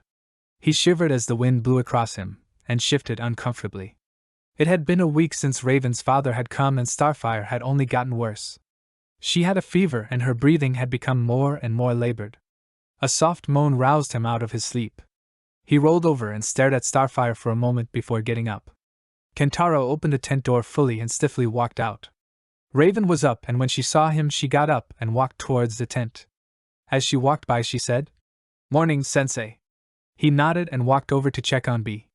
Raven went into the tent where Star was and found someone beat her to it. Naruto sat next Starfire, talking to her softly. "You're the only one like me. The only one who knows what I'm going through. So you can't die, because if you do I'd be alone again. And Kentaro hasn't eaten in 5 days, and Raven is doing just as bad. So stay alive for them if you won't for yourself or me." Naruto's blue eyes stared down at Star as she shifted in her sleep. "So get well soon." As he got up, Raven moved into the shadows. Once he was gone, Raven went over to Star and knelt down and felt her forehead. She's probably dehydrated, Rei thought to herself.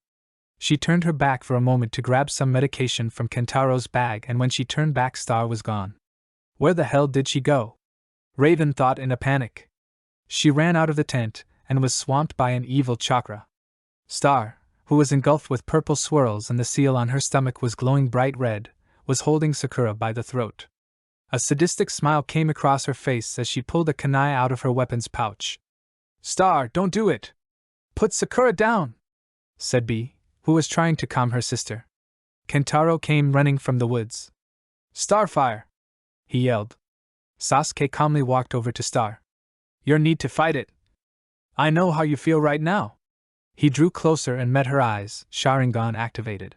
She was memorized by his crimson eyes and dropped. Sakura, taking slow steps towards him. Sakura scrambled over to where Ino was and hid behind her. The hypnotic eye, thought Raven.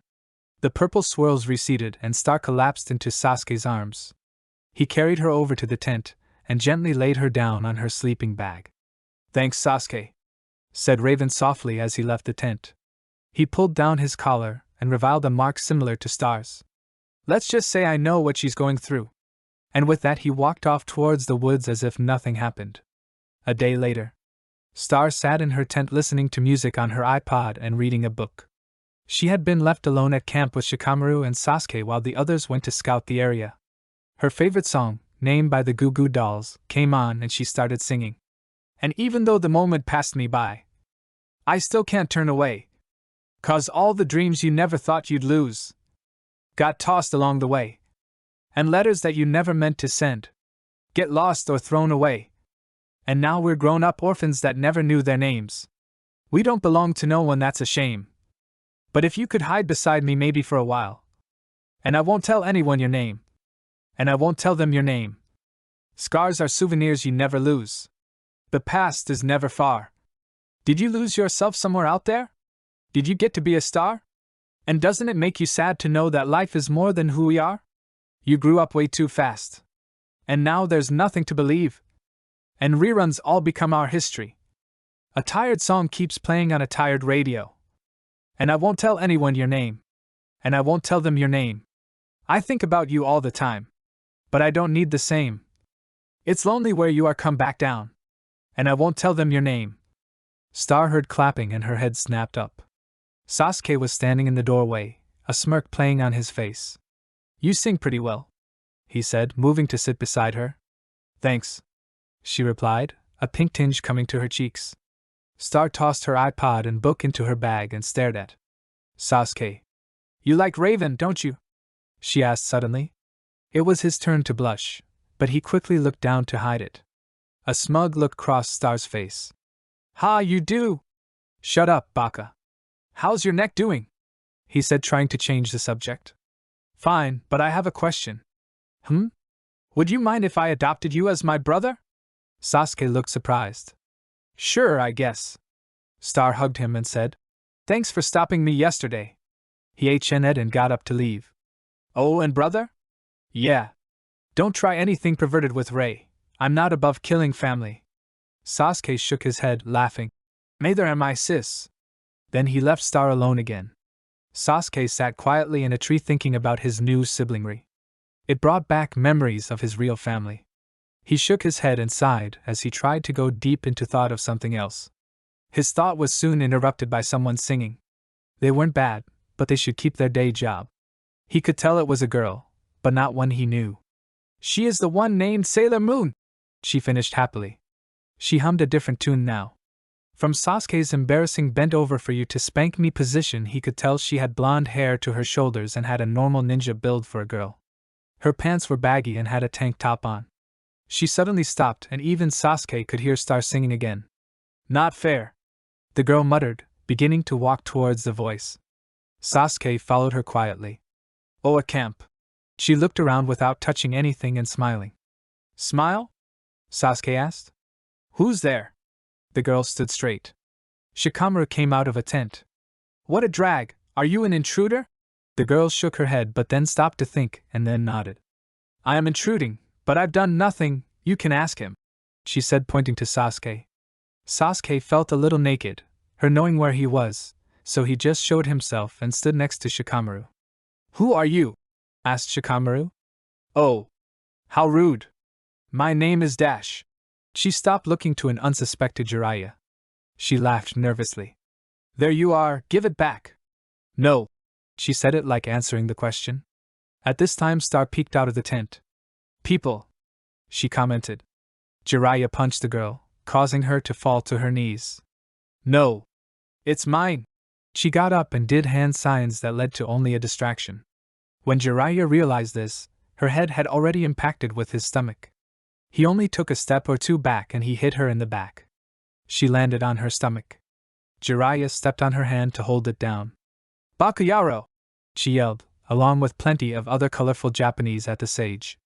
Sorry about this, guys, this girl. Dash. He stopped talking to the three to look down at the girl biting on his ankle. Oh wow. Jiraiya let out an unmanly yell as he shook his leg, to no avail of getting his biter off. At this point everyone was returning. Wapervi Sage? Naruto yelled. Jiraiya stopped, looking at the small crowd. Well, this is awkward. The girl stood up and threw a small scroll at Jiraiya. Next time it won't be free. The thought, but won't be free next time, went through everyone's mind. Jiraiya looked at Kentaro. Since she's already here, can you look after her? Kentaro just nodded. There was no point in saying no. Can we have some background? He asked. Oh. Yes, again, how rude. My name's is Kuroshiro, but please call me Kuro. What kind of ninja are you? Asked Rei, wary of the newcomer. My favorite color is orange, she said happily. Most sweat dropped, but a few got angry. With that, the group had a true misfit from who knows where, and her favorite color is orange. Nice to meet you, Kuro, I'm Naruto. Kuro smiled and shook Naruto's hand. A few days later no one really could tell that Kuro was there. She was quiet, but brought a cheerful attitude with her constantly. Rei still didn't like her all that much, obviously avoiding questions of her origin. When someone asked, she changes the subject. Rei was talking to Sasuke about it, which was equally uncomfortable with the weirdo. She's hyper in a quiet way. Rei nodded. If anyone remembers she was here, I'm sure Naruto and she would have interesting conversations. Rei gave the speaker a small glare. Never mind. Sasuke sighed. Excuse me? Rei and Sasuke looking to Kuro. She smiled. Sorry, but would you mind if I sat with you? Rei gave off a no vibe. Okay then. She walked away, muttering something to herself nervously. You scared her. Rei just looked away. Everyone has a person or group they were talking or fighting with. Kuro sat against a tree near Shikamaru, and they just sat there quietly. Rei sat with her back against a very large oak tree, grumpily watching Kuro talking to Kentaro. It had been 2 days since Kuro had come and the others were slowly warming up to her, all of them except Rei. I don't like her. thought Rei to herself. We know nothing about her.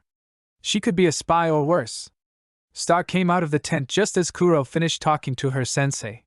Hey, said Kuro quietly. Star looked at her with curiosity. How come you won't tell us things about yourself? Asked Starfire.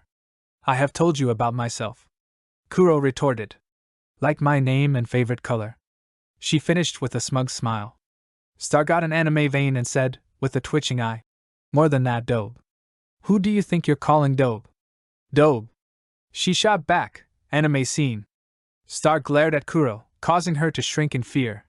Star's head grew very big. You, Dobe. That's who. Star growled through very large sharp teeth. End anime scene. Star stopped and took a deep breath. Sorry. She mumbled. Kuro jumped up and out her hand, smiling. Truce? She asked. Star eyed her with suspicion but accepted the handshake. Yay. Now we can be friends, right? Star found herself smiling. Sure. She said quietly. Raven watched this with a hint of jealousy. She felt as if her and Star was drifting apart, and that she was being replaced by other friends.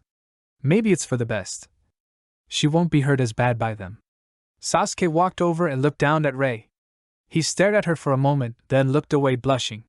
Kentaro said to tell you we're leaving? He said in his normal monotone. Raven nodded and went to gather her things. A week later. They were about a day's walk from the hidden cloud village. The group was tired, hungry, and extremely grumpy. The fact that it was raining didn't help any either. It's so wet, whined Star, madly shaking her head in attempts to dislodge the water from her hair. Chill, loser, said Sasuke, smacking the back of her head as he walked by. We know it's wet. It sure isn't dry. Thin ice, SAS. Thin ice, muttered Star, rubbing the large lump on the back of her head. Is that a threat? He called over his shoulder. Damn straight, she said. He stopped and turned to face her, an evil smirk on his face. I don't take threats lightly. And I don't give 'em lightly, sir. Emo. Sasuke's eye twitched. Sir? Emo? He said slowly. Ha! I love it, said Kuro happily. Sir. Emo. The cheesy grin on her face became even wider when she saw several anime veins appear on his head. Sir.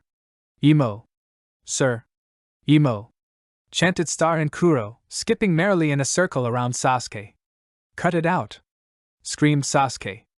The girls ran away with anime tears streaming down their faces and Sasuke in hot pursuit. Kentaro sighed. He was extremely glad this trip was almost over. Ino and Sakura had become more accustomed to Rei and Star, meaning that they learned not to pick fights with them, mostly in fear of bodily harm. Star and Kuro ran over behind Raven and hid. Save me, Raven, pleaded Star as Sasuke drew closer, grinning evilly. Raven looked down at them with a bored look on her face. What did you do this time? She asked. We called him Sir. Emo, said Kuro cheerfully. Raven suppressed a laugh and stepped aside. I'd try to kill you too, if you called me that.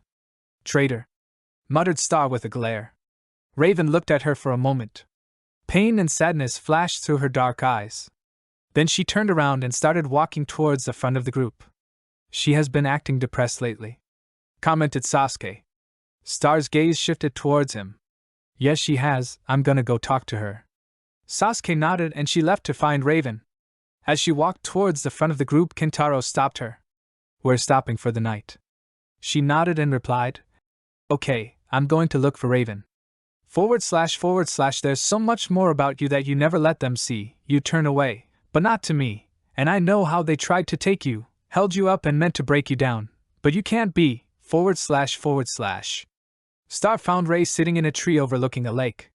She leaped up into the tree and sat next to her. What's wrong? She asked softly. Raven shifted her weight and leaned away from Star. Nothing, she replied. Bullshit, said Star harshly. I can tell by the way you speak, sit, and the way you avert your eyes that you're in pain. Something is wrong. Raven sighed. Have we really grown that close? Whispered Raven. You tell me, replied Starfire in the same soft whisper. / For so long I tried to reach you. I know I'm almost there. I'm close enough for you to see, / Fine, said the dark-haired girl. I don't know if I should stay or not. Staying endangers you and the others. And if I leave, I don't know where I'll go, but I think I'll have to. Tears flowed freely down Raven's face now. This scared Star more than anything. Her strong, I can kill anyone and show no emotion while doing it, friend had never cried in front of her before.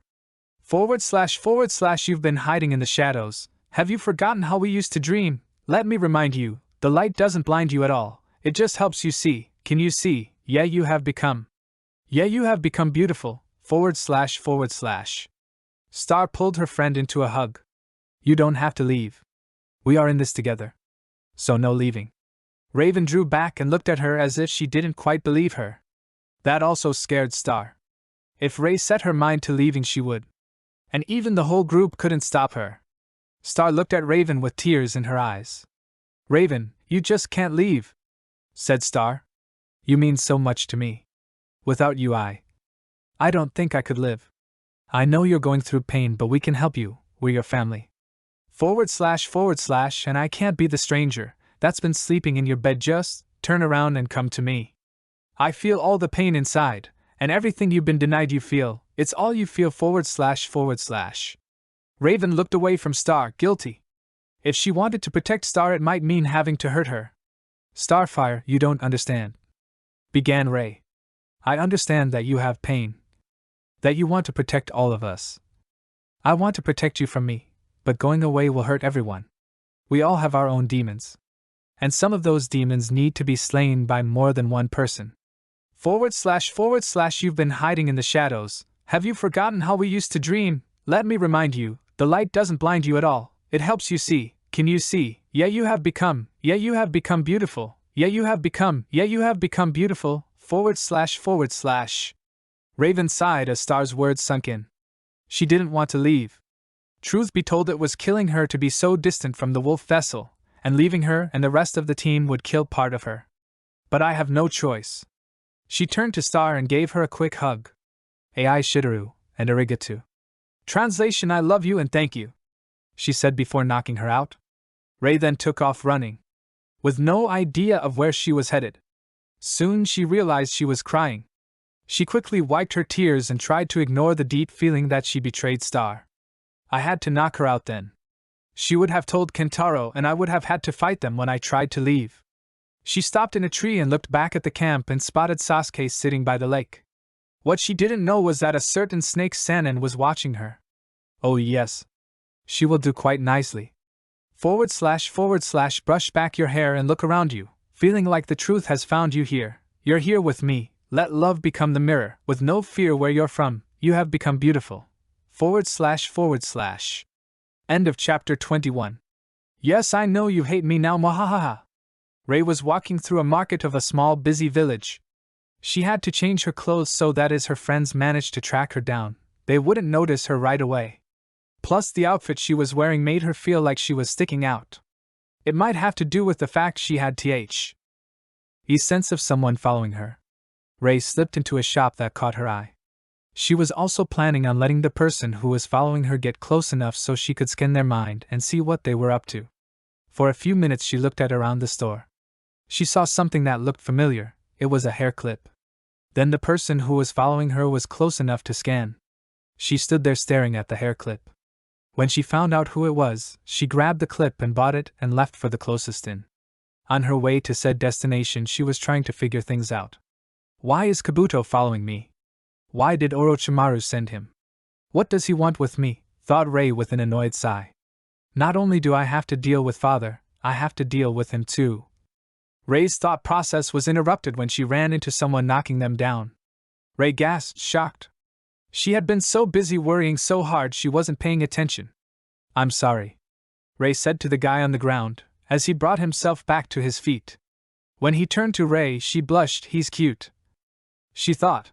He had short black hair with blue eyes similar to hers, and he looked to be about 3 inches taller than her. When Ray looked him in the eye, he too blushed. His eyes averted themselves away. There's no need to be sorry. I shouldn't have been standing in the middle of the road. Before Ray could say anything more, 2 other boys ran up behind the cute one. Hey Arashur, who's your new girlfriend? The moment, girlfriend. Was said. Both Ray and Erishur gave a sharpened glare. Erishur turned and said to the boys in a serious tone, "She's not my girlfriend, she accidentally ran into me, that's all." The boys got this scared look and began to back up a little. "Isn't that right, I'm sorry I forgot to ask your name?" asked Erishur. "It's Ray," she replied. "Back at camp? I can't believe we finally got here. I thought we were going to have to walk for another month," complained Bee, as she and the other girls sat in a hotel room. Then Kuro stood and announced that she was going to the onsen. The rest of the girls slowly started to follow one by one. Star sat in the onsen's hot water, thinking about Ray, and then about Sasuke, and then about Ray and Sasu. "Ha!" started Star as an idea was born, causing everyone to look at her, for she didn't have much to say all day. "What?" asked the group of girls. "I have a really good idea." Star and the others came up with a complete plan off of her idea. The plan was to ask the guys on a picnic, and once everyone was done eating, give them odorless and tasteless sake. Then once it took effect, they would leave them to themselves and watch from a hidden place. Soon the plan was set in motion. Naruto was up for it, and Shikamaru, Kiba and Sasuke didn't care. The whole time Kuro was paying complete attention to Shikamaru, with that weird look on her face. Star refused to say anything even though she knew what was happening in that weird girl's mind. After the drinks were distributed and the guys fell for it more and more. "Well, sirs, we'll be off now," Star stated. When Star, Bee, Sakura, Ino and Hinata, who unwillingly went along, were hidden, they realized Kuro was still out there. "Oh my god, she's drunk too," Star muttered, giving herself a facepalm. "Oh well, dragging her out now would only cause trouble," Bee whispered. The guys talked nonsense and Ino and Sakura grew bored. With the drunken crew, Kuro looked so expressionless, which was very unlike her. Sasuke's face has been shadowed. Naruto was nudging Shikamaru and laughing along with Kiba. Shikamaru had been muttering something indescribable to any human. "Hey guys, is there something on your minds or something?" Kuro asked. Star was a little more proud of the weirdo. Shikamaru only looked at Kuro. "There's this really hot girl." Kuro became more content along with the hidden girls to Shikamaru's words. "She's really awesome, but kinda secretive." Kuro was almost falling on her face from listening so hard. Shikamaru gave this huge smile you would never ever see again. "Tamari." Kuro smiled after he said it and just kept smiling. Naruto nudged Shikamaru and laughed. "I think Starfire is pretty. I really like her, you know, like how I used to like Sakura." Star's eyes widened. "Whoa." Bee's voice was barely heard by Star now. "What about you, Sasuke?" Sasuke finally looked up. At this time everything was quite other than Kuro stumbling away in an odd slump. Hinata took off after her. All attention went back to Sasuke. "Right now, I'm really hurting." "You Sasuke?" Naruto asked. Sasuke sighed. "Ray's gone and no one knows where." Star's eyes dimmed. Naruto went to say something but Sasuke just stood up and yelled, "Shut up, idiot!" before leaving. With that the fun was over. Chapter 23. Chapter 23. With Raven. Raven eyed the boys behind Erishur. One had short, spiky, blue hair with large green eyes. He was slightly shorter than Erishur and had a light tan. The boy on the right had long silver hair, pulled back like Niji's hair, and blue eyes. He was taller than Erishur and had pale skin. "Are you ready to leave?" asked the silver-haired boy. "Lyko, don't be rude," Erishur said to the boy. He turned around and looked at Raven. "We were just about to get dinner. Do you want to join us?" he asked with a smile. Raven blushed and replied, "I wouldn't want to impose." "Oh no, it'll be alright," he said, turning to the other boys. "Right, guys?" They nodded and started walking towards the ramen bar. "Come on," he said, taking Raven's hand and pulling her along after the other boys. They reached the ramen bar and, once they were seated, ordered some beef ramen. Star's favorite. Raven thought gloomily. "So where are you from?" asked Lyko. Raven frowned. "I'm not really from anywhere." "Oh, sorry. I didn't mean to pry," he said, stuffing ramen in his mouth. "Hey Zora, why are you so quiet?" asked Erishur. The blue-haired boy glanced at him, then shrugged. Raven studied Zora. He seemed odd, but not in a bad way. And he, like the other two, was fairly attractive. Not as attractive as Erishur, but close. After Raven finished her food, she got up and placed some money on the table. Thanks for the company, but I have to find a hotel room before it gets any darker. You can stay with us, said Erasure. We have a big hotel room, so we have plenty of room. Raven pondered this and nodded slowly. I think I'll take you up on that offer. The next morning, back at the Hidden Cloud Village, Star walked down to the lake, just outside of town, and sat under a large oak tree. Thick mist surrounded her as she stared out across the water. She thought back to before Raven left, the fights they had and the time they spent together. Tears stung her eyes as she whispered, Raven, I will find you and bring you back. The sun was just rising, pink and purple light shot through the mist on the mountain across from her. She closed her eyes and sighed deeply. She would have dozed off if not for the sound of flapping wings. Her eyes shot open and she looked down at the water's edge. A small raven sat knee-deep in water, drinking. Hello, Wing Sister, she whispered softly.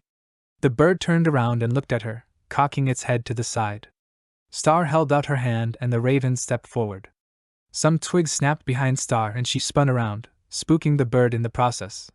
Sasuke stood behind her, an apologetic look on his face. Sorry, he mumbled. I didn't mean to scare you. Star nodded and scooted closer to the tree. Sasuke sat down next to her and sighed. Soon the silence was unbearable. What's up with you, SAS? I'm alive, he said quietly. Star laughed bitterly. That seemed to be the only thing we got going for us right now, huh? Sasuke nodded and shifted his gaze to the water. A moment later he realized that Star was crying. He looked at her for a moment, then pulled her onto his lap. I just want the pain to stop, said Star, sobbing into his chest. Sure, it's going to be alright, he said, a single tear sliding down his face. He knew it was a lie, but didn't know what else to say. I don't think it's going to be alright for a long time, he thought to himself. Stars cried silently now, shaking violently. Sasuke pulled her closer and buried his face into her hair and let out all the sadness he had been feeling. They both hadn't cried since Raven left, so they sat there for a while, taking comfort in each other's presence. An hour passed and Star fell asleep, so Sasuke pulled her closer and laid back against the tree. Soon he fell into a dreamless sleep himself. 3 hours later. Naruto was worried when Star disappeared, so he took it upon himself to look for her. Surge followed her chakra trail until he reached the lake. The wind picked up, ruffling his blonde locks, and he took a deep breath. The air smelt like fresh water and flowers, with a hint of pine from the nearby woods. Maybe after I find Star we can go for a walk through the woods, he thought to himself with a smile. He walked around a large tree and his eyes widened. Star was asleep on top of Sasuke, his arms wrapped around her and head resting on her shoulder. No, he whispered. A surge of demonic chakra hit his bloodstream and Star opened her eyes, blinking the sleep out of them, then looked at Naruto. He looked really hurt. Then she realized that she had fallen asleep on Sasuke, and he had his arms wrapped around her. Naruto turned and ran, hot tears streaming down his face. Star got up, waking Sasuke. What's wrong? He asked. I'll see you later, brother. I have to find Naruto. He saw us sleeping together and well. Sasuke sighed and nodded. The little dope probably thinks we're together. Star shook her head and took off after Naruto. Naruto ran away from the lake as fast as he could. Damn Sasuke, he's always been better than me. And now Star thinks so too, he thought miserably. He finally stopped when he reached a clearing in the center of the woods. Pulling his jack closer to him, he sat down against a log and tried to stop the tears from flowing. A minute later, Star came running into the clearing. Naruto, let me explain, she said quietly, walking towards him. Naruto looked away from her and wiped his tears on his sleeve. You don't have to explain anything. You like Sasuke, and now you're together, he said, with more hate than he intended to use. Star flinched but walked over and sat in front of him nonetheless. Naruto, it's not what you think. We dash. Naruto cut her off by saying. Well, what is it then? 'Cause it sure looked like you like him to me. The pain in his eyes almost brought Star to tears. Listen to me, she snapped. Sasuke and me are not together. He's like my brother, I don't think of him that way. Naruto looked skeptical and looked like he was going to argue. But why dash? This time Star cut him off. With a kiss. Naruto's eyes widened and Star laced her fingers with his hair, pulling him closer. Naruto closed his eyes and gave a little back into the kiss until Star broke it. He looked at Star, who had a smug look on her face. Better now? She asked playfully. Naruto nodded and tried to suppress a grin. So you and Sasuke aren't together? He said, the truth still sinking in. Star sighed and nodded. Yeah, that's what I was trying to tell you. Star swung her around and looked in the direction towards town. Shikamaru, Kiba and Kentaro are coming. I'll see you later, Naruto. She smiled at him and jumped up into a tree, heading towards town. Once Star reached the inn, she went into the room and plopped on her bed. Kuro looked up from her bed, where she sat drawing, and smiled at her. What's up? She asked. Star blushed at the memory of what had happened and buried her face into her pillow. Stupid impulses, she groaned. Kuro grinned. What did you do? She asked the purple-eyed girl. Star mumbled something inaudible. What? I said I kissed the kitsune, Star yelled. She looked up from her pillow just in time to see Kuro jump onto her bed. About time, said Kuro smugly. Star blushed more. Kuro was one of the only people who could make Star blush about things, though she didn't know why. So do you like him? Star was now at least 10 shades of red. I guess / /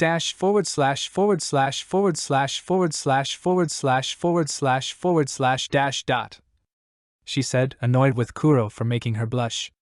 Well, you should tell him. Star's jaw dropped. Are you crazy? I don't do men. Oh, so you swing the other way. I see, said Kuro, a thoughtful expression crossing her face. That's not what I meant. I have never liked men, they're so sexy? Kuro finished for her. No. I just don't like them. And I hate how Naruto makes me feel. But I don't know, like it, the whole thing is really confusing. Star laid back on her bed with a sigh. Ah, young love, said Kuro. Shut up, Grandma. Star glanced around the room. Where are the others? She asked, noticing that they were alone. They went out to shop, she replied. I decided to stay here 'cause I'm broke, D. Star giggled and grabbed her notebook. Wanna draw? She asked. Kuro nodded and grabbed her notebook. With Naruto. Naruto got up after Star left and started walking, a big grin plastered on his face. He stopped and punched the air. My first kiss, he yelled victoriously. Then the thought of his kiss with Sasuke crossed his mind. He shuddered and said, or at least my first kiss from a girl. He continued his walk until he ran into Shikamaru. What a drag, he muttered, picking himself up off the ground. Oh, sorry, Shikamaru. I guess I wasn't paying attention to where I was going, said Naruto, rubbing the back of his head. No kidding. Naruto, have you seen Star? Asked Kentaro. Naruto blushed and looked away. Yeah, she was going back to the inn last time I saw her, said the fox vessel. Kentaro raised an eyebrow. Well, we are leaving to look for Raven tomorrow. If we can't find her in a week, we head back to Konoha and regroup. Naruto's stomach growled loudly. Hey, I'm gonna go find something to eat. He then ran off towards town. Kentaro's sweat dropped. I guess some things never change. Later that night, Naruto walked nervously up and down the hall of the inn, debating whether to knock on the girl's door. He was dressed in cargo pants and a black t-shirt, and he wore the necklace that Tsunade had given him. He finally stopped in front of the door and knocked quietly. His hands shook violently as he waited for the door to open. Finally the door opened and Bee poked her head out. Oh, hi Naruto, she said cheerfully. Hi Bee, is Star there? He asked, fighting to keep his voice calm. Yeah, 1 second. She disappeared behind the door and a minute later Star stepped out. Her hair was damp, like she had taken a bath recently, and she was dressed in semi-tight jeans and a tight-fitting tank top. Naruto stared for a moment, then looked away blushing. Hi, what's up? She asked. He mustered up all of his courage and said, I wanted to know if you would like to come out to eat with me. Star's eyes widened as she listened to his words. No one had ever asked her out before, mostly because of what she had inside of her. Star quickly turned around and went back inside. Naruto stood there disappointed. As he turned to leave, Star came back out with shoes and a coat on. So where to? She asked happily. Naruto grinned. Well, I did have this place in mind. Star smiled at him. Does it involve ramen? she asked. Naruto nodded and grabbed her hand. Come on, I'll show you. Chapter 24. Chapter 24. Star woke up the next morning. She lay on her back, looking up. Hey there! Kuro said, appearing above Star's view. Star jumped a little, surprised of the sudden appearance so soon. Hey. She gave up a small smile. How did your date go? How do you know? Kuro smiled slyly. Star sat up. Did you follow us? Kuro shook her head.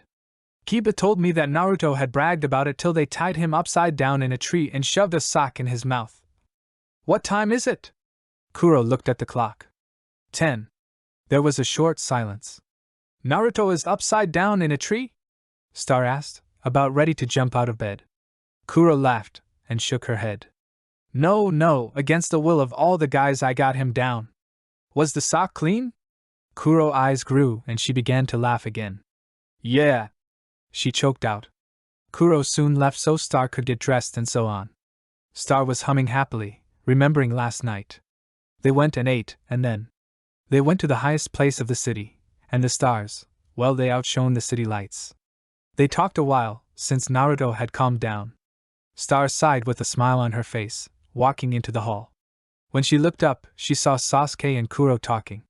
Sasuke's back was to Star, so he didn't notice her, and as for Kuro, she looked really upset. Even though it was true, when Sasuke said something, it wasn't very nice, but this looked over the top. They stopped talking, and Kuro gave one last, almost to tears, glare to Sasuke before turning and leaving. Hey! Nisan, what was that about? Star asked, stepping towards Sasuke. Sasuke only looked to Star and shrugged.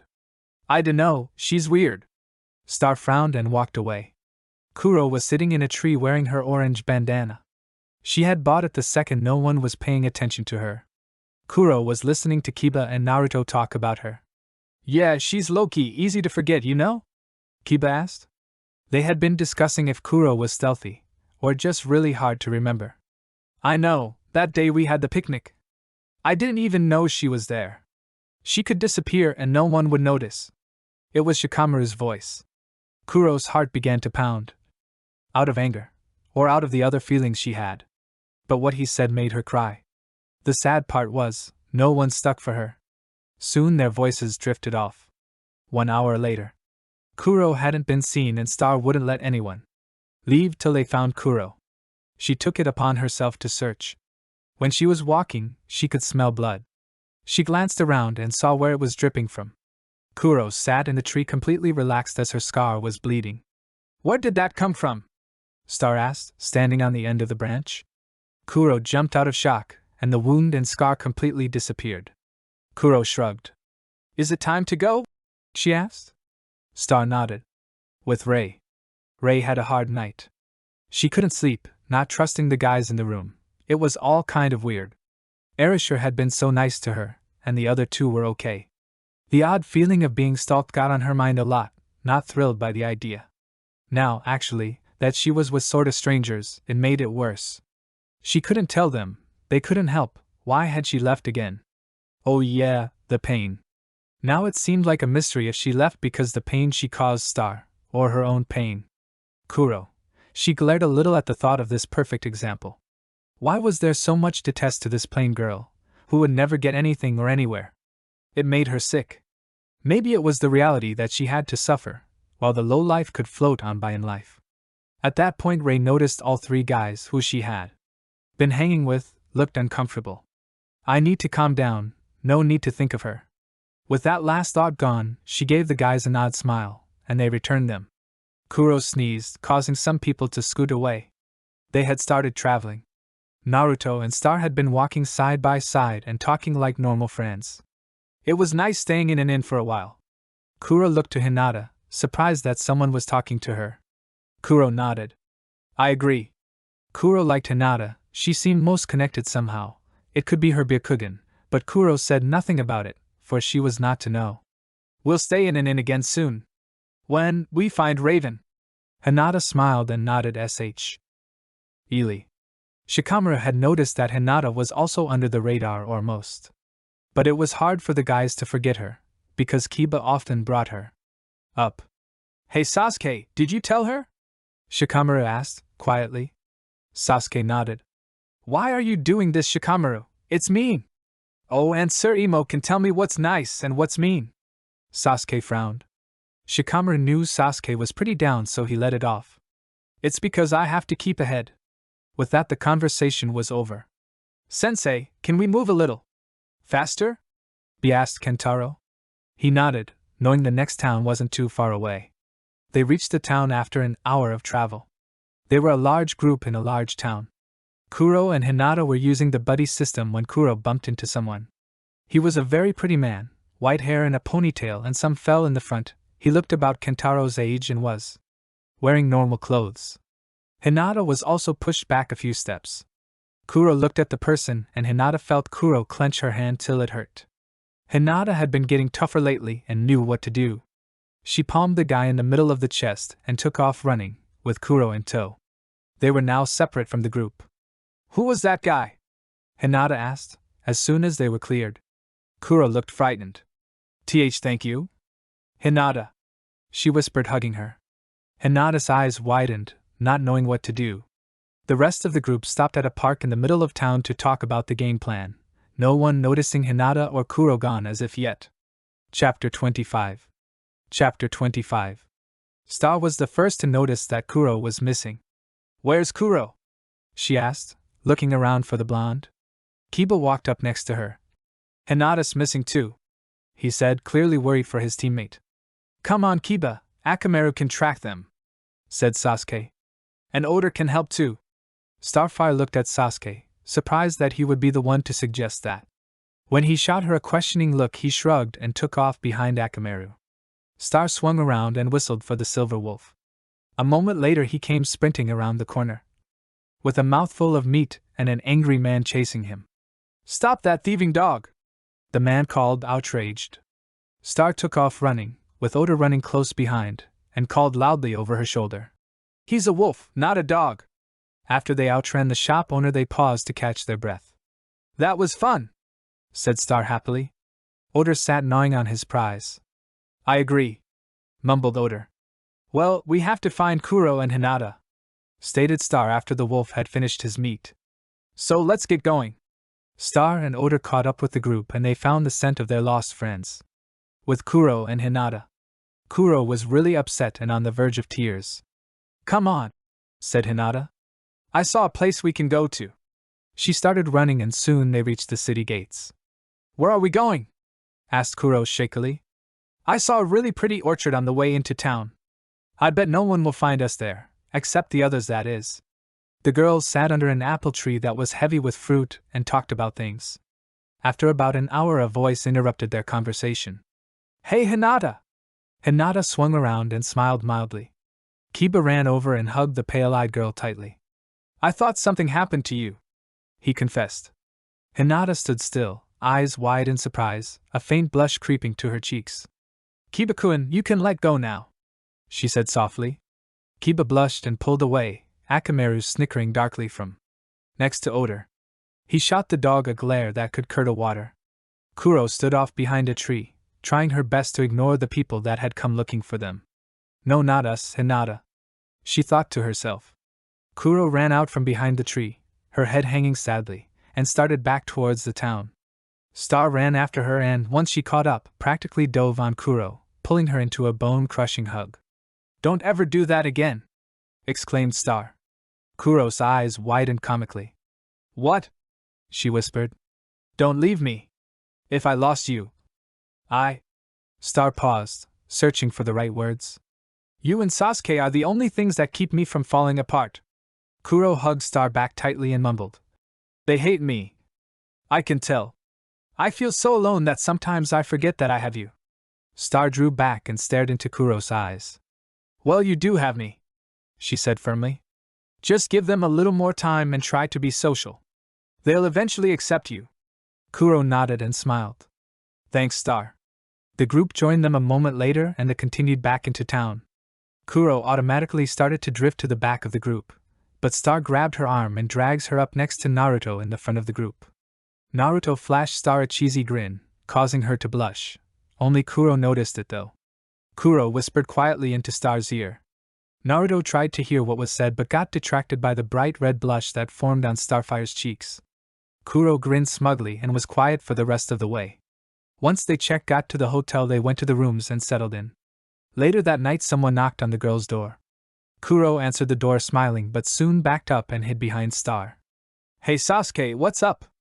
asked Star happily. Sakura and Ino pushed Kuro out of the way and slowly slid around Star. "Hi Sasuke," said Ino cheerfully. "Shut up, Ino pig, Sasuke doesn't want to talk to you," she said, pushing the blonde out of her way. "Do you, Sasuke?" "Actually, dash," Sasuke started to say, before he was glimpsed by the girls. Star finally lost it. She grabbed Sakura and Ino by the ears and dragged them back while yelling, "I'm gonna shove my foot so far up your ass, you'll taste rubber." Kuro laughed, trying not to laugh too loud, and sat on the bed farthest away from Sasuke. Sasuke closed the door and leaned against the wall to watch Star threatening the lives of the girls. Once Star finished, she turned to Sasuke, noting the nervous glances that Kuro was giving him. "I came to tell you that we are meeting to discuss what to do next. About Raven." By the time Sasuke finished his sentence, his voice had fallen into a pained whisper. Star nodded sadly. "You all go. I and Kuro will catch up in a minute." Sasuke nodded and left, followed by Sakura, Ino and Hinata. As soon as the door shut, Kuro sighed and got up. "What did Sasuke say to you the other day?" questioned Star. "Nothing," she said a little too quickly. "Tell me." "No." Star pushed Kuro against the wall, placing her hands on either side of the girl's head. "Tell me now, Kuro, so I can kick his ass." Kuro didn't reply, but grinned instead. "So I was right about the way you swing. But I wonder, does Naruto know?" mused the blonde. Star glared. If looks could kill, Kuro would be dead 20 times over. "I do not swing that way. Just answer the damned question and stop changing the subject." "Was worth a try," mumbled Kuro. "So are you gonna tell me?" demanded Star. "No," said Kuro simply. Star turned around and let out a frustrated sigh/scream thing. She pulled out her iPod and turned on Mountains by Lone Star. She hummed along, trying to calm herself, and headed towards the door. Kuro scrambled after her, not wanting to be left alone in this town. As they walked down the hall, Star started singing along with the chorus. "There are times in life when you gotta crawl, lose your grip, trip and fall. When you can't lean on no one else, that's when you find yourself. I've been around and I've noticed that walking's easier when the road is flat. Them dongate ol' hills'll get you every time. Yeah, the good Lord gave us mountains, so we could learn how to climb." Kuro listened and hummed along happily. They reached the guy's room and knocked. A certain blonde boy opened the door, grinning broadly at them. "Hi, Starfire." "Hey, Kuro," he said, yelling it louder than necessary. "Hi, Naruto," Star returned cheerfully. Kuro mumbled hi and followed Star into the room. The group, seated randomly around the room, greeted them before Kentaro spoke. "We are going to split up tomorrow morning into groups of my choosing." He paused and glanced around the room, waiting for any objections. When none came, he continued. "We will fan out into the surrounding cities to look for Raven and meet back in Konoha in 6 days, with or without Raven," he added, glancing towards Star and Sasuke. "To keep in touch, I got these." He handed Shikamaru and Kiba each a walkie-talkie type thing. "The groups will be the following: me, Kiba, Hinata, Sakura, and be on one team. Shikamaru, Sasuke, Star, Naruto, Kuro, and Ino on the other. My team will talk the cities north of here and Shikamaru's team will take the south. If my sources are correct, Raven is heading towards the Hidden Sound village. If you find Raven, contact us quickly. We'll get there and help you capture her. Orochimaru wants her as a part of his village, we cannot let that happen." The group nodded grimly. "You guys can go the hot springs if you want, but be back before 8 o'clock. We have an early morning tomorrow." The girls left, heading back to the room to change. Later that night, the large group of ninjas sat in the steaming waters of the hot spring, talking and laughing amongst themselves. Naruto, sporting bright orange swim trunks, took it upon himself to do a large cannonball. "Yahoo!" he yelled before hitting the water. "What a drag!" mumbled Shikamaru, as he attempted to knock the water from his ears. "Naruto! Why do you always have to make such a mess?" shouted Sakura. "Oh, leave him be!" shouted Star. They had gotten kicked out of the hot springs and were on their way back to the hotel. Sure, it was Naruto's fault, But Star didn't want the kitsune to be yelled at. They turned the corner and saw the man Hinata and Kuro had run into earlier. Kuro gasped and backpedaled, running into Sasuke, thought she didn't care at the moment. The man smiled and said, "It has been a while, Kuro." Chapter 26. Chapter 26. Rei sat in a tree holding a book in her hands but not really reading, just lost in thought. Erasure and his friends come loudly down the path. Rei jumped farther into the tree, not really wanting to be social. "Why can't you just stop talking about her for God's sake?" said Lyko, with his arms crossed. "I've tried, she just keeps popping back up." Rei smirked, trying not to laugh. "Looks like she had more of an effect on them than she thought." "Yeah, you've been talking about her all flippin' day," commented Zora with a pissed look. Erasure blushed. "Sorry, I just can't stop thinking about her." He got a dreamy look on his face. Both boys smacked him over the head, knocking him to the ground. "Stop it!" they yelled to the face-planted Erasure. He popped out of the ground, and the background behind him grew dark behind him. The two boys stepped back several feet, and then started to run down the path, with Erasure on their tails. Rei silently follows them till they reached a house. While Erasure was beating his friend to the ground, a tall woman with black thick hair and brown eyes stuck her head out the door and yelled, "Erasure, be nice." Arashi's face went blank. "Sorry." Rei watched. "That must be his mom," Rei thought to herself. Then, what Rei guessed to be Arashi's father came around the corner. He was extremely short with silver hair and blue eyes. "Hey son, will you go to town to get me a few things?" He unrolled a list that was about 3 feet long. Erasure glared at him. Then Rei realized that there were only about 10 things on the list, but it looked like 150. At first Rei thought that he was very forgetful, but the smirk on his face said he was a jokester. Then the old man turned to the tree that Rei was in and said with a smile on face, "Han, you can come down now."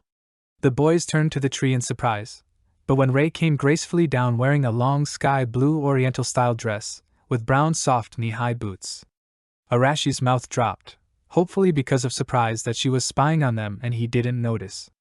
Rei was starting to get annoyed of him staring at her. "What's your name, miss?" asked the old man Rei. She replied, looking down at the old man. "Well then, Rei, would you like you stay for dinner?" asked Arashi's mom. Arashi's gave a look at his mom that said, "What are you thinking?" Rei lifted her too and blinked in confusion of the sudden question. Sure, I would love to." "Well, we should go and collect the stuff off the list," pointed out Lyko, trying to get Erasure to snap out of his odd behavior. Erasure finally did, and asked if Rei wanted to come. She nodded in reply. She was asked several questions on the way to town, and she tried her best to answer them. While the boys were arguing over something on the list, Rei went to go look around. She sensed someone behind her. She turned around and almost ran into him. "What's with me and running into people?" Rei thought to herself. She looked up to see who it was. He had silver hair pulled into a ponytail. He wore glass and a purple outfit. What kind of guy wear purple? As soon as Rei saw him, she knew that it was the guy that had been following. "Kabuto," Rei said in a go-die voice. She almost killed the second he moved, but stopped herself so she wouldn't make a scene, but regretted in that very second. Erasure came up behind. "Is there a problem, Rei?" His voice serious, and his face blank. "No, there's no problem here," answered Kabuto, and he walked off. "Go die, asshole," Rei thought to herself and shot him a death glare at the back of his head, hoping it would give him a headache, then turned her face blank.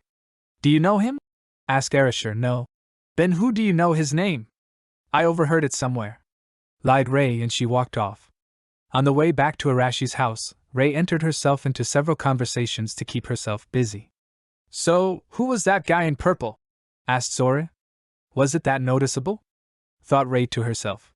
"No one I know personally," replied Rei. Lyko was about to ask another question, but was stopped when a black puppy came jetting towards Rei. The puppy jumped on Rei, almost knocking her down, but she braced herself. "Hello," said Rei to the puppy that was washing her face with its tongue. "Mari down, sorry, she doesn't normally do this," said Erasure as he pried Mari off Rei. "That's okay, I'm used to it," she said to Erasure, who was wiggling Mari. "It's kind of strange for her to act like that, she normally defensive around stranger," pointed out Lyko. Mari stayed by Rei's side all the way back to Arashi's house. When they got to his house, Mari went to a place on the porch, which looked like a place she stayed at a lot. Chapter 27. Chapter 27. Sasuke pushed Kuro away, but she just slipped behind him. Now, don't be scared. You knew I would be back. His face was pleasant, but his voice was somewhat chilly. Sasuke could feel Kuro's hands shaking on his back, and he could tell it was a mix between hate and fear. This person to show something different than a smile? What do you want? Star asked, putting her hands on her hips. Well, Kuroshiro, of course. Star twitched as his answer. Yes. Why? She asked. He only smiled at her. Now, that is none of your business, little girl. He answered. Star began to get angry. She turned and smirked at the group. Split up and Hollis! She yelled, everyone slipping off. Star stood there, looking at the man. Before we start, may I know your name? Star asked. The man glared at her. Daiji, he said simply, jumping off into the darkness. Sasuke had taken Kuro with him.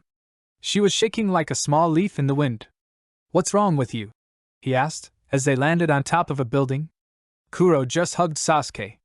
He looked down at her. What he was feeling from her, all this hate, it reminded him of his feeling towards his brother. Itachi, he said in a harsh whisper, putting his arms around Kuro. Where? She asked, jumping back. Sasuke's eyes widened. Star was with Naruto and Shikamaru. That guy isn't normal. Well, anyone could tell that a guy going after a girl 10 or more years his youth is not normal. Star said, giving Shikamaru a no really look. Shikamaru rolled his eyes, muttering how much of a drag this was. I don't see what she sees in you. Star sighed, accidentally saying something she shouldn't have. Naruto began to laugh. Star gave him a look, making him laugh quieter. You should go find them, they need your brains, Star suggested. With that, Shikamaru silently went off in a different direction. This was not in the plans. I didn't expect her to have enemies. This is not going to play well into my plan, and now, the fact that Shikamaru shut off his thoughts and went the direction he saw Sasuke go. Gra baka baka baka baka baka baka. Star was muttering at an oddly fast pace. Calm down, it's not your fault it slipped. Star was twitching slightly as she cursed herself. Oh well, what can I do now? She muttered with a sigh. Naruto smiled. Alright, where was the meeting point? He asked. Meeting what? Star asked. Naruto's sweat dropped. Daiji stepped down and two of the young ninja looked at him in alarm. You have the same aura as her, but I have the wrong too, he muttered. Kiba and Akamaru stood ready as HINATA was being stared down by the white-haired man. I do not wish to fight, it'll just take me longer, he said, sighing and taking off again. At this point, Rei was having dinner with Erasure and his family. She enjoyed his mother and father. They were quite kind to her, for being so close to absolute strangers. Setsuna was his mother's name, and his father was named Sanada. A few times she caught herself smile or even laugh. It wasn't even one of those awkward dinners either, where no one talked or no one wanted to carry on a conversation. It was relaxed. Rei looked up at one point, and time seemed to slow as her thoughts raced through her mind at top speed. She didn't want to think about how would she know how to act during family dinners. All the questions she asked herself somehow led to Star, B and Kentaro as the answers. She pushed those to the back of her mind and enjoyed the rest of dinner. Afterwards, Rei and Erasure went outside to see the stars. Thank you for dinner, Rei said, bowing her head a little. Erasure waved his hands about. Head, you're welcome. Sorry you had to endure my parents. No need to apologize, it was nice to be in that kind of setting. Arashi's eyes closed halfway as he smiled. They then both heard Mari howl. Oh. She's hungry, I'll go take care of that, he said, running back inside. Rei wandered into a small grassy clearing in front of the house. The stars were quite brilliant on this night. Rei bit her lip and sighed heavily, trying to give stars a new name to call. She felt cold for a second, but her posture didn't change. Didn't I tell you to go die? No. Oh, well then I know for sure I was thinking it. Rei turned to Kabuto. Just leave me alone. I will not be going anywhere with you. Kabuto remained silent. I have no reason to join with Orochimaru, nor do I have the desire to be his version of more powerful. Rei's words were strong. Kabuto looked over his shoulder and then back to Rei and smirked. She almost went after him then, but Erasure returned. She took a deep breath and stepped towards Erasure and Mari. Well, I guess I should have been putting the pieces together long ago. Sasuke nodded. He had never seen Kuro this serious before. He actually began to feel respect for her. You two do have some similarities. I hate how unobservant I can be. Kuro sighed. There was a loud explosion heard and Kuro winced. Fire works, she said, smiling and watching them go. Off in the air. How do you know of my brother? Sasuke asked. The Akatsuki? Sasuke's eyes got a bit sharp. My brother. Deidara is in it, and I. Kuro looked away. We'll say that I've been a FR. ESKP. But I knew they would be back. The two lit up as bright red. Kuro grabbed a kunai and then looked to Shikamaru. She sighed. Hey. I can't sense him anywhere. Shikamaru muttered, looking over to the pair. Kuro stood up just as another firework went off. The sky went bright green and Shikamaru winced as he was walking over to them. Sasuke and Shikamaru opened their eyes and Daiji had Kuro in his grasps. Get off of me. Kuro pushed herself out of his arms, getting scratched on her lower neck by him, then taking a few steps back facing him. Daiji picked up Kuro by the thing around her neck, raising her off the ground. Kuro glared and began to kick him in the stomach. Daiji dropped her and she scrambled back towards Shikamaru and Sasuke. Can you fight? Shikamaru asked. Kuro didn't answer and she threw off her bandana. Another firework went off and the boys winced at the light. Kuro stabbed at Daiji and he flipped her over his head. She slid on her feet and went for his back. Daiji caught it and flicked it out of Kuro's hands. Kuro hugged Daiji, sending everyone for a loop. His hands were caught as Kuro made hand signs in front of Daiji. He began to fight her but she just bit down on the back of his neck. His knees weakened, formed two different feelings.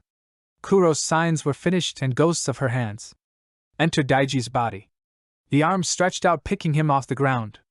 Kuro winced and then slammed him on the ground. Daiji yelled and coughed out blood. Kuro then extended her arms as she threw him to a far distance. Kuro slid to her knees, panting. Sasuke and Shikamaru stood there like dead trees and then rushed to her side. Kuro began to laugh. The dash. She then passed out, falling forward. Shikamaru caught her and sighed. What a drag. He muttered. Star and Naruto had met up with Hinata and Kiba. They met the group of B, Sakura, and Ino at the hotel entrance. It's times like these that I am glad we have a room on the top floor, B said happily. As of that moment they were standing in a dirt road staring at the fireworks going off in the sky. Naruto perked up as he smelled a little blood in the air. He turned to see the entrance of Sasuke and Shikamaru, he with Kuro on his back. Oh. No, what happened? Hinata asked, rushing over to Kuro's side. She fought, Sasuke said, almost sounding proud. That night marked the beginning of... Okay then. Time for author notes. The ending of this chap. Fill it in yourself, DM. Oh yeah, the part where it says the thing around Kuro's neck. I guess you can't really pick someone up by a tank top, that would be quite awkward. So thing was the best I could do. It's kind of like a bandana, but truth be told it's a headband reversed and tightly tied around her neck. She holds her origin with her, but hates it at the same time. I decided to add another enemy, yay Akatsuki? Well, yeah, I think that's all I wanted to say. Thinks ouch. Yesa, that was it. Night night. Sorry for the long battle scene. I was bored and totally into writing something action XD. Happy New Year. Is New Year's Day. Chapter 28. Chapter 28. The Offer of Power. Kuro woke around midnight. She was back in the hotel and someone had changed her clothing. She turned her head to the side and winced in pain. He could have been more gentle, mumbled Kuro, feeling the bruise Daiji had left on her neck. The sound of rhythmic breathing came to her ears and she rolled over, searching for the source of the sound. In the dim moonlight she made out the sleeping forms of Naruto and Starfire. Naruto sat with his back to the wall and Star sat in between his legs, her back against his chest. Star shifted with a pained look on her face and Naruto pulled her closer. Kuro smiled to herself as Naruto nuzzled his nose on the top of Star's head. They looked so cute together. A soft moan caught her attention. Kuro glanced towards the window and saw Shikamaru sleeping under it. His hair, which was down from its usual ponytail, hung in soft wisps around his face. His eyes flickered rapidly behind closed lids as he pulled his blanket over him further. Kuro flung her blanket off her and quietly crept over to Shikamaru. Akatsuki headquarters, cough a cave cough. So far attempts to capture Kuroshiro have failed, said a short man dressed in a black and red cloak. He was kneeling in front of a taller man, his appearance hidden by shadows. You have disappointed me, Itachi. The kneeling man looked up, his crimson eyes glaring. It's not my fault the girl has eluded capture. The man leaned back, further concealing himself in shadows, and frowned at Itachi's tone. It doesn't matter whose fault it is, you will be held responsible. Itachi's glare deepened. I will be leaving tomorrow with Kisame and Tobi. And I assure you, the brat will not escape again. Kuro sneezed loudly. Naruto and Star jumped, but stayed asleep. Sasuke, who Kuro just noticed was there, didn't make any movement. Shikamaru, on the other hand, woke with a start. Kuro was about 3 feet away from him and jumped back another foot as he blinked the sleep out of his eyes. I'm sorry. She said this so quickly that her words slurred together. He brushed the hair from his line of vision and frowned. What were you doing? He asked, his voice still husky from sleep. Nothing. Kuro replied quickly. Shikamaru sighed, closing his eyes for a moment. He then looked at her strangely. Listen, said the boy mildly. I'm sorry for the way we have been treating you. Kuro stared at him, eyes wide and mouth hanging open slightly. You don't have to apologize, insisted Kuro. Whatever. Kuro slowly scooted toward Shikamaru, and sat with her back against the wall about a foot from Shika. And after a while, allowed her eyes to slowly droop closed. She felt a light touch on her neck and jumped. He really did a number on your neck, said Shikamaru. Even in the dim moonlight, the dark bruise was clearly visible against the girl's lightly colored flesh, though the dark color was nothing compared to the deep blush that had found its way to Kuro's cheeks. He moved his hand lower, and touched the bandage area just above her shirt, then looked at his fingers. They were smeared with crimson blood. Ah, what a drag! He mumbled, rising from his seat. He came back over a moment later and pulled out a kunai. Kuro jumped back in fear. Baka, I'm not going to hurt you. I just need to change your bandages so you don't bleed all over the room. Kuro eyed him suspiciously. Why is he being so nice all of a sudden?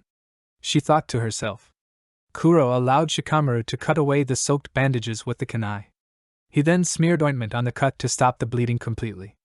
Kuro winced and tried to pull back, but was stopped by Shikamaru placing a hand on her shoulder. I know it stings, he told her, but it'll stop the bleeding. Star, being the loser she is, forgot about it. The whole time he had his normal this is a pain in my ass look about him, but he was more gentle than the other guys were.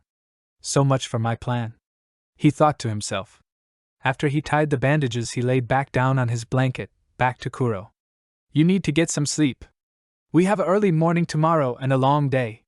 Kuro watched him for a minute, then crawled back into bed.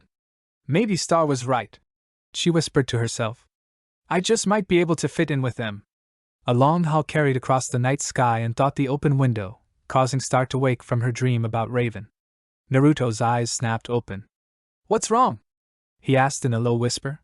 Star got up and walked over to the window, being careful not to step on Shikamaru. Another howl rose up, this one Oda's, and was soon followed by about 10 more voices. Without saying anything to Naruto, Star jumped out the window and ran towards the sound on Oda's howling.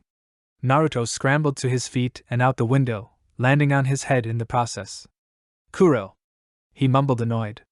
He rubbed the back of his head and listened for Oda's howl again. When he heard it, he ran towards it. A howl he recognized as Starfire's floated across the wind. Where are you? She seemed to say. Little did he know that's exactly what she was saying.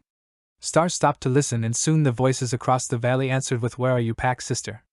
Star howled once more, in the village, please come. Naruto finally found Star and walked up behind her, only to be lunged at by Oda. Star heard this and turned, snarling. Starfire? He whispered softly. Her expression softened, but a soft growl came from her throat nonetheless. Naruto stepped backwards, eyes full of confusion. Soon 5 people, each with a wolf, came out of the woods. Oda leaped over to the group, greeting them happily. The man in the front of the group removed his mask and smiled. You look just like your mother, he said in an odd whisper. Star cocked her head to the side. You knew my mother? She asked. The man stepped forward and reached out his hand, but Naruto stepped in the way. Just who are you? He demanded. I am Isamu Okami, her father. With Raven. Mari snarled deeply and hid behind Arashi's leg. Who's that? Asked Erasure, a little more harshly than he intended. Raven glared at Kabuto. If looks could kill, said the silver-haired boy happily. You can leave now, Kabuto, Raven told him, her voice full of hate. The last thing I want is a fight with you, but Lord Orochimaru wants you. And I would rather fight you than cross him. Raven pulled a knife out of her boot and twirled it around her finger. You have 5 seconds to leave. You know Orochimaru could help you solve your father problem. Raven stopped her countdown. How do you know about my father? She asked. Lord Orochimaru knows everything. Raven, you can't! Exclaimed Erasure. That bastard killed my grandparents. He'll destroy you. Raven was very quiet. She knew he was a powerful shinobi, but what he could do to her if he chose to. She shuddered to think about it. But if there was a chance of destroying her father, she would take it. Raven, nothing is worth joining up with Orochimaru. Nothing, said Erasure, placing a hand on her shoulder. Raven gave him a go-to-hell look and pulled away from him. You know nothing about it, she said harshly. So stay out of it. Thoughts of Starfire came to mind. If she destroyed her father, she could save herself and Star. She could see her family again. Kabuto chuckled. Looks like I hit a nerve. He smiled pleasantly before continuing. Orochimaru could make you powerful enough to kill your father. But it might take a few years. Raven weighed her odds. She could join the Snake Sannin and have power enough to destroy her father. Or she could live in fear for the rest of her life. I'll give you 3 days to come of your own free will. And with that, Kabuto left in a poof of smoke. Raven sank to her knees, trembling violently. Erasure slowly put a hand on her shoulder. You all right? He asked gently. Raven nodded before rising to her feet. I'll be okay. Truth was, she was freaked out. She went to bed that night with Orochimaru's offer of power on her mind. Star stared at the man who claimed to be her father. When their eyes met, she noted that they were the same color. How do I know you're telling the truth? She asked. He handed her a photograph of a woman and her baby, the baby only a few hours old but reaching for the camera nonetheless. The woman had brown hair with light purple streaks and striking blue eyes. The baby, on the other hand, had the same hair color but purple eyes and an 8-pronged seal on her stomach. Star's jaw dropped, and when Naruto asked what was wrong, she just handed him the picture. There was no doubt about it. This was her father. Chapter 29. Chapter 29. The next day, Star and Naruto had not returned, and so they could not leave. Kentaro was watching the young ninja eat breakfast. Something seemed different about them today. Sasuke was bugging Kuro with her chopsticks, making her eyebrow twitch. Plus, she had some wounds on her. Shikamaru was a few ninja down, looking plainly down towards Kuro and Sasuke. Stop going to SeaWorld! I will not let you take my pants off! Kuro exclaimed, standing and pointing at Sasuke. Everyone stopped, looking at the girl. Hinata began to laugh as she saw the expression on Sasuke's face, and soon no one could keep in their laughter. Kuro sat back down and went to adjust her neckband. Her eyes shot open as her back became erect. She went again to adjust it, and again, soon beginning to scratch her bruised neck up. Hey, stop that! Sasuke said calmly. Kuro kept at it, the same expression, her force to move her neckband getting greater and greater. She finally stood, her face shadowed and the feeling of rage emitting from her. With Ray. Ray had everything she needed. She looked over to Mari, who had kept her company last night, continuing to sleep. She bit her lip, beginning to stand up. There was no sound in the house after she left. Her eyes were dark, and she was upset with herself, giving in on the first day. But this was going to make it easier for Star. Then they could be together again. She smiled a little bit. She was so distracted, she never noticed Kabuto, following her to the outskirts of town. With Star's group. Naruto had drifted off to sleep hours ago. Star had been up the whole time talking with her father. She asked him questions faster than he could think about. He was able to answer a few, but it seemed Star was just happy to have someone related near to her. Oh, Sensei is going to be worried, she muttered, looking to how high the sun was. She looked back to her father, and then to Naruto. She wasn't sure what to do. Go on, you can. Come back later, Isamu said, with a fatherly smile. Star stood and woke Naruto, taking him a little while to wake as he staggered next to her as they left for the hotel. All the genin were hiding for their lives. Kentaro remembered watching Kuro begin to mutilate her neck, and then seeing her stand. She kicked her breakfast all over the place and began to yell at everyone. Something about it is missing. No one knew what she was talking about, and then she went into a fit of rage. He could still hear her yelling even though he was outside. Only he, Kiba, and the girls escaped the battleground to be. Where is it? Where did you put it? Kuro screamed through the building. Kentaro was glad that no one else had been there other than the keepers of the hotel and their group. Kuro caught Sasuke. You brought me back, didn't you? Sasuke tried not to look like he was fearing for his life. I don't have it, he said, fighting against her grip on his shirt collar. She glared right into his eyes. Sasuke had fallen asleep last night not long after the fireworks show. But by then Kuro had been set in bed. The one who brought you back was Shikamaru. Sasuke didn't even have to finish his sentence, and Kuro was gone. He looked towards a window and opened it to get out. Shikamaru had been looking through the room he fell asleep in. He remembered Star removing the cloth item that was usually around Kuro's neck. What a drag, he muttered, not being able to find it. He could hear Kuro coming, so he took his stance and began to think. How would he buy some time until Star returned? Kuro burst into the room and glared at Shikamaru. He sighed, standing up. Where is it? I don't know, I've even looked myself. Kuro walked towards him. Who took it off? She snapped. Shikamaru's shoulders dropped even more and sighed. I don't remember. It was dark and... He rubbed him temple. Kuro was still as pissed as a snake that was poked in the eye with a searing stick. Sorry! Both turned to see Star at the door. I took it off, she said, going towards the bathroom.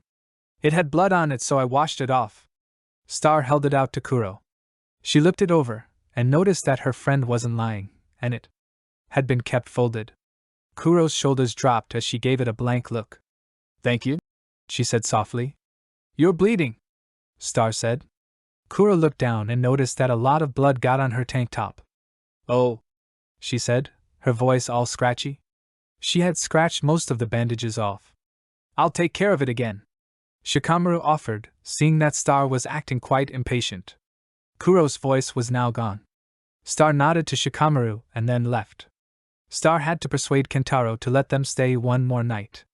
She said it was something about her family, and she gave him that puppy dog look, and well, how could he resist that? The group was allowed back in.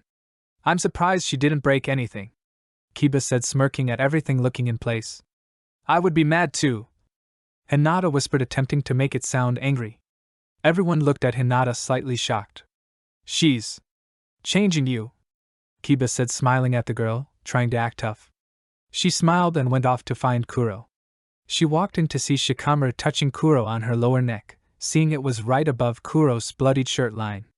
Oh my, she said softly, yet still surprised. Shikamaru looked to Hinata and then to where he was touching Kuro. What a drag, he muttered, blushing a little and finishing up. Kuro didn't understand and just shrugged. Shikamaru soon left and left the two to talk. Sorry to walk in. Kuro shook her head. Kuro looked around and tried to talk but failed. She had a confused look on her face as she drew a star in the air. Oh, she left. But we don't know where. Kuro looked down. Kuro held her headband, the silver beginning to show. Hinata looked at it, Kuro now willingly showing it to her. It was blank.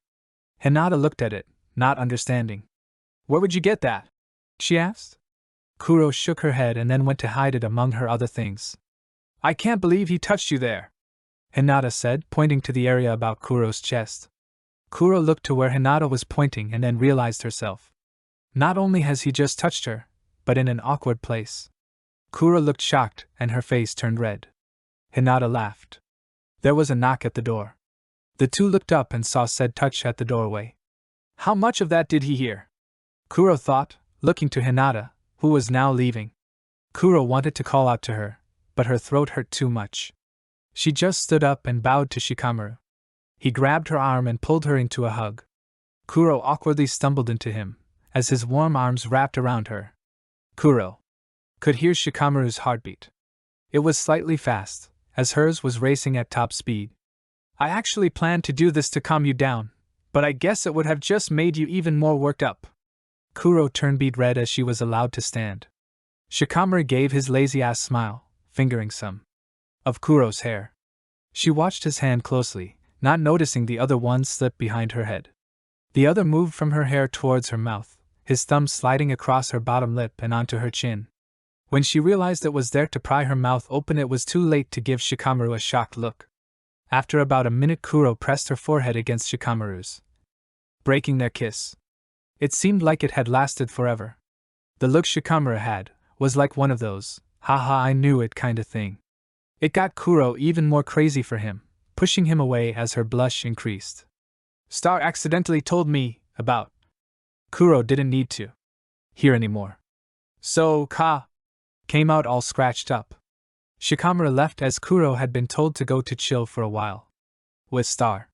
Star was walking along with Oda, back towards the area she was to return to speak more with her father. Naruto didn't come along, Star just wanting to slip off by herself for now. With Rei reached the outskirts of the town. She had made good progress, her thoughts now clear. Are you going to show me the way? She asked, knowing Kabuto was there. Yes, fine. Don't you dare talk to me, Rei said, as she bitterly followed Kabuto. Chapter 30. Starfire approached the camp that her father was in, thinking about what she was about to do. The day before, her father asked her to come home with them. A real home. Not some camp during missions, but a real home. Plus she'd have her actual blood family. Her father told her about her younger sister Rini. About 5 years ago her father remarried to a woman named Naomi, who is Rini's mother. But what is the definition of family? In a dictionary it says, 1 a group consisting of 2 parents and their children living together as a unit. 2 a group of people related by blood or marriage. 3 the children of a person or couple. 4 all the descendants of a common ancestor. But by her definition, family is a group of people that love and care for each other. The right thing to do? No, she didn't know the right thing to do. All she knew was that she had a very difficult choice to make. For Wolf sloped up, greeting Star and Oda enthusiastically. Star laughed happily. Hi guys, she said while being showered with their wet kisses. Star pried the joyous pack of her and looked at a pale red wolf standing back near a tent. She walked over to it and patted its head. Hi Shauna, she said to the now growling wolf. A boy, around Star's age, came out of the tent. She hadn't noticed him before, probably because he was wearing a mask the entire time she was around, and he was rather cute. He sighed and ran his fingers through his light red hair. She met his piercing green eyes, then he looked her over with one glance, making her shudder. I guess there's no use for the mask now. Even though he was mumbling, Star heard the smooth strength in his voice. He glanced at Shauna and his gaze sharpened. Quit that, the boy snapped. The red she-wolf gave Star one last defiant glare and retreated into the tent. Sorry, he said, a small smile tugging at the corners of his lips. My name's Iraiku. Star looked him over the same way he did to her and gave a hesitant smile. She then walked off to find her father without another word. Iraiku smiled to himself as he watched Starfire go. She is beautiful, he whispered to Shauna when she came out of the tent. The she-wolf snarled and flicked her tail, much like an angry cat would. She's nothing special. Iraiku glared at her and opened his mouth to reply, but after her lips curled back he thought better of it. Star walked up to her dad and was pulled into a tight embrace. She soon found herself blinking back tears. Dad, I have to tell you something. He drew back, holding her at arm's length. What is it? He asked, a concerned look crossing his face. I can't go with you. The words fumbled from her mouth like bricks falling off a tall building, hitting the ground and smashing into a million pieces. It's your choice, he said softly, though pain and sadness laced his words. Star hung her head. Yes, she had chose her family, but why did it feel like the wrong choice? Her dad smiled kindly and said, But I am going to send Iraiku with you. Star gaped at his words. What? Iraiku jogged over to Isamu and bowed deeply. I am sorry I'm late. I had some things to take care of. No problem, I was just telling Starfire that you would be staying with her, said Isamu. I am honored that you would trust me with your daughter, and I will do my best to protect her with my life. He turned to Star, an odd expression crossing his face. Oda's nose twitched, drawing in a smell, then he snorted and snickered quietly. Star glanced at the wolf, questioning him with her eyes. I'll tell you later, chuckled Oda. Star glanced back at Arayaku, who was glancing nervously at Isamu. Isamu sighed and patted the boy on his back. Will, we must be going. Isamu hugged Starfire one last time and kissed her forehead softly. Promise me that you'll come home after you clear things up with Raven. Star nodded, blinking back tears once again. Isamu turned around, nodding at Arayaku. Come on, we need to get you back, said Arayaku, taking Star by the arm. When they were out of view, Star yanked her arm from his grasp. Rule 1, don't touch me. Rule 2, I hate men. That's not a rule, Arayaku pointed out. Rule 3, don't argue with me.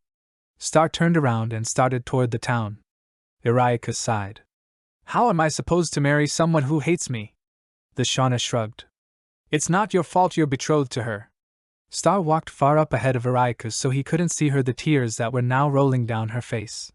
She jammed her headphones into her ears and turned up the music, the song Hold On blaring loudly. / this world is cold. But you don't have to go. You're feeling sad, you're feeling lonely, and no one seems to care. Your mother's gone and your father hits you. This pain you cannot bear. But we all bleed the same way as you do, we all have the same things to go through. Hold on, if you feel like letting go, hold on, it gets better than you know. Your days you say they're way too long and your nights you can't sleep at all, hold on. And you're not sure what you're looking for but you don't want to know more. And you're not sure what you're waiting for but you don't want to know more. But we all bleed the same way as you do, and we all have the same things to go through. Hold on, if you feel like letting go, hold on, it gets better than you know. Don't stop looking, you're one step closer. Don't stop searching, it's not over, hold on. / Star stopped and sat down and hugged her knees to her chest. Oda nosed her, and she pulled him onto her lap, sobbing into his silver coat. Arayaku ran up to her and kneeled down, gently touching her on the shoulder. Star swung her head around and glared at him, though it lacked its usual sharpness. Oda snarled, telling him that he should leave, but he didn't budge. Go away, Star said harshly. Arayaku sighed and sat down next to her. Even though he had only known Star for a couple days, he immediately felt connected to her. I can't do that, he said simply. Your father told me to protect you, and that's what I'm doing. Star's crying ceased to soft whimpers, but she still was glaring at him. He met her eyes and saw all the pain and sadness that built up over her life. At that moment, Star gave up on hiding these things, she simply gazed back into his green eyes sadly. After a moment, Star put her walls back up and started back for the inn. At the inn, Naruto came running up to her and hugged her. He saw Arayaku walking down the street and immediately glared at him. Who's that? Demanded the orange-clad ninja. I was just about to ask you the same thing, except not as polite, said Arayaku. Kuro sat on the roof staring out over the town nonchalantly. It was a rather large town, not as big as Konoha but still big enough to get lost in if you didn't know your way around. Her gaze settled on Shikamaru, who was laying under a large tree watching the clouds. She blushed heavily as she recalled that morning's events. He had kissed her. Not in a million years would she have guessed that would happen. Shikamaru rolled over, seeming to sense her stare, and smiled lazily. He chuckled softly when he noted her deep blush. A moment later he motioned for her to come and, after much mental deliberation, she climbed down to join him. Kuro lay down on her back and looked up at the sky, which was a startling blue and full of beautiful fluffy clouds. The girl was just starting to relax when Shikamaru spoke. I envy the clouds, he said, more to himself than her. They're just so free. No responsibilities, no worries. Kuro nodded in response. She knew what he meant, because she had felt that way on several occasions. A warm breeze came floating over them, carrying on it the soft scent of lavender from the nearby flower shop. Any pain or sadness, at that moment, ebbed away, leaving only happiness and relaxation in its place. Kuro closed her eyes, took a deep breath, and listened to all the sounds around her. From the children playing in the streets across from them to the rhythmic breathing of the boy laying next to her. About an hour later she heard a commotion. Sitting up very fast, she and Shikamaru looked over to where it was coming from. Naruto and a boy with red hair were going at it outside the inn. The redhead swung and hit Naruto square in the nose, knocking the blonde out cold in a pool of his own blood. He moved in to kill Naruto and Star growled, stepping between the two. The redhead growled lowly back at Star. She met his eyes, a primal growl rising from her throat, and pulled out a kunai. Kuro jumped up and ran over, knowing that it was about to get nasty. Shikamaru followed quickly, mumbling something about stupid idiots under his breath. Star and the other ninja circled each other, like panthers about to clash in a fight to the death. Star made the first move, running at him head-on. The redhead dodged the kunai and backhanded Star in the jaw, sending her flying back into a tree. "Starfire!" Kuro screamed, running over to her friend. She grabbed Star by the arm and pulled her up. "Stay out of this, Kuro," said Star. Something about her tone made Kuro step back. Her tone wasn't cold, it just lacked any emotion, bad or good. Star glanced at Kuro, meeting her eyes for a moment. Kuro gasped when she saw Star's eyes had turned dark purple and cat-like. "This fight is between me and Iraiku." Kuro nodded and moved back to watch. Star's movement changed, she slunk low and kept her eyes intent on Iraiku. She stopped for a moment to look at Oda and Shauna. Oda was more bulky than Shauna. He could easily kill her if he got a hold of her. The problem was that she was quicker, more nimble. She whined softly, telling him to hang back and bait the she-wolf before striking. He nodded. Dead, a killing gleam entering his eyes. Star then charged at Iraiku. Just before she was within striking range, she disappeared, only to reappear behind him. She aimed for a pressure point, hopping to knock him out quickly, but he turned ever so slightly, causing her to miss. The sound of snarling and tearing flesh reached Star's ears. She winced as she heard Oda's cries of pain. While Star was distracted, Iraiku spun around and punched her in the face, splitting her lip. He moved to hit her with his other hand, but she caught it and threw him over her shoulder.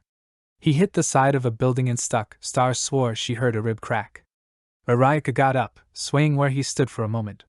Then he charged. The look in his eyes said one thing. "I'm going to kill you." Rei followed Kabuto in complete silence for the entire trip. He tried a few times to start a conversation, but she stifled it quickly with a dark glare. Once they reached the hidden sound village, Kabuto took her to the Orochimaru's lair. "Raven, so nice to see you," said the Sannin smoothly. "What brings you to my humble village?" Raven glared. "You know damn well what brings me here, you little bastard. So quit playing coy with me."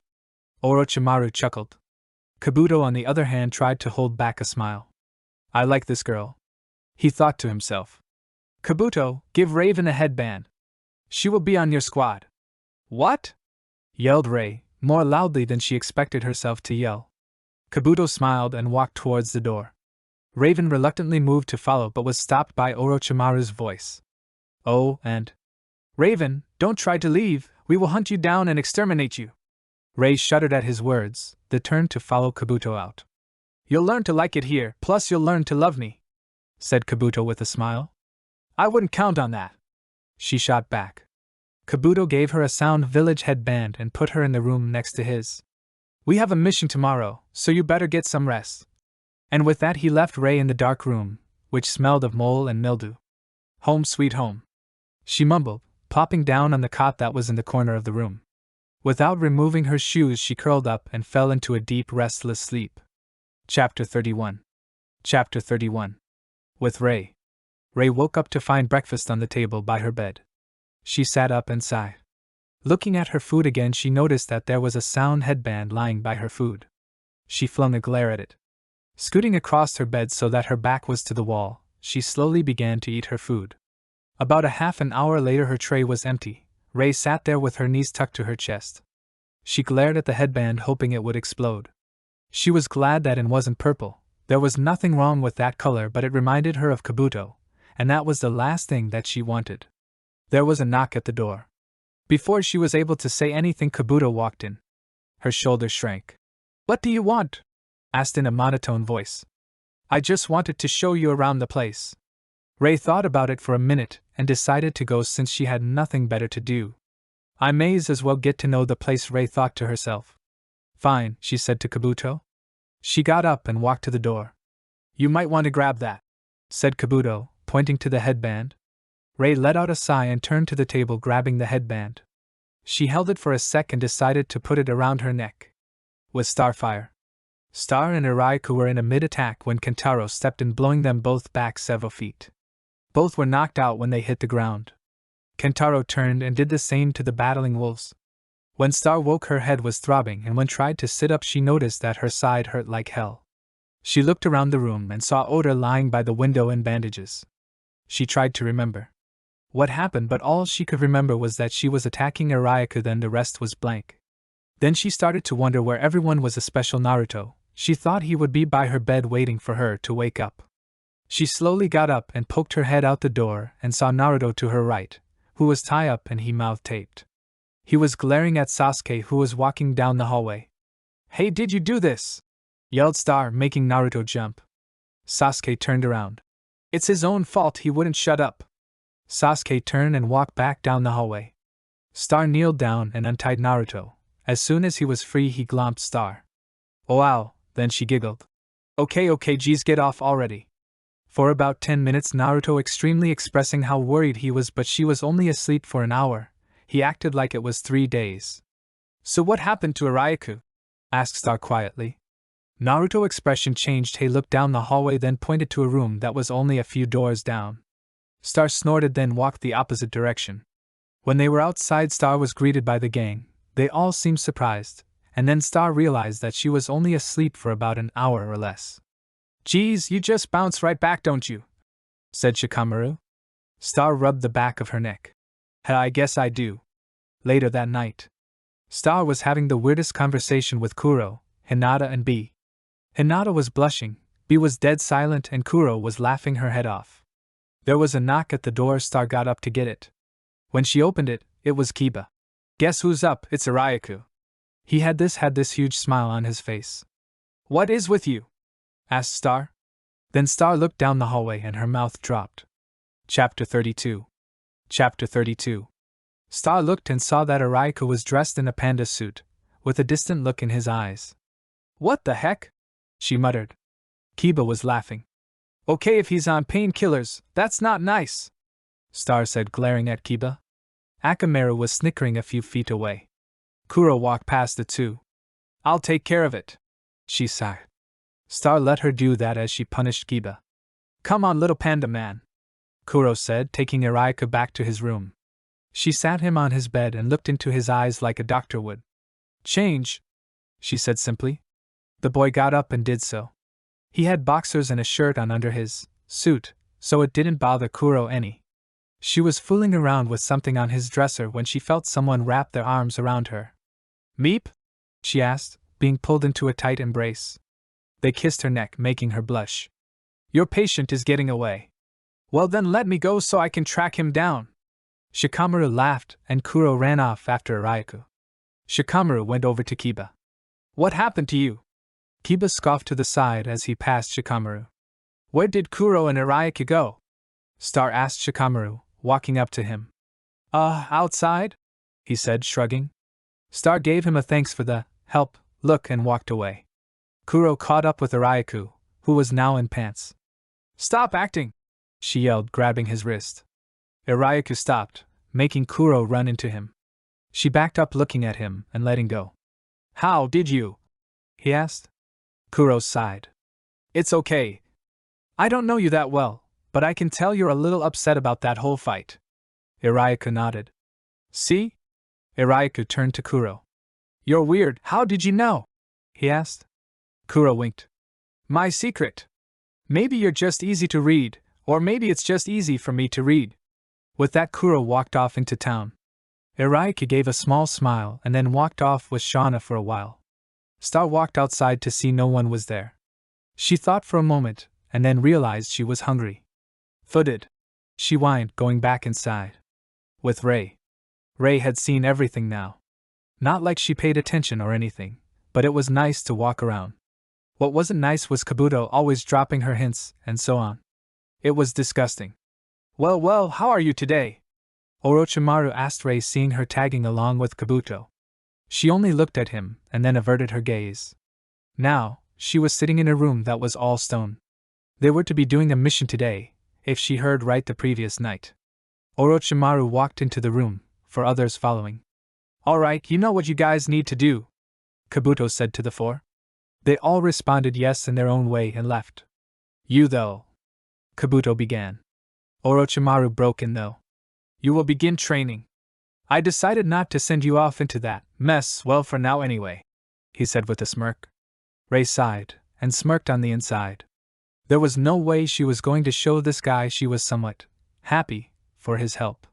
Let's proceed, Rei muttered. With the group.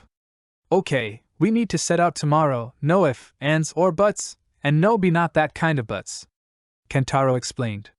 The Nin were eating dinner at this point. The day was sadly uneventful after Star and Ariaku went at it. He had returned just an hour after going missing. But Kuro had yet to return.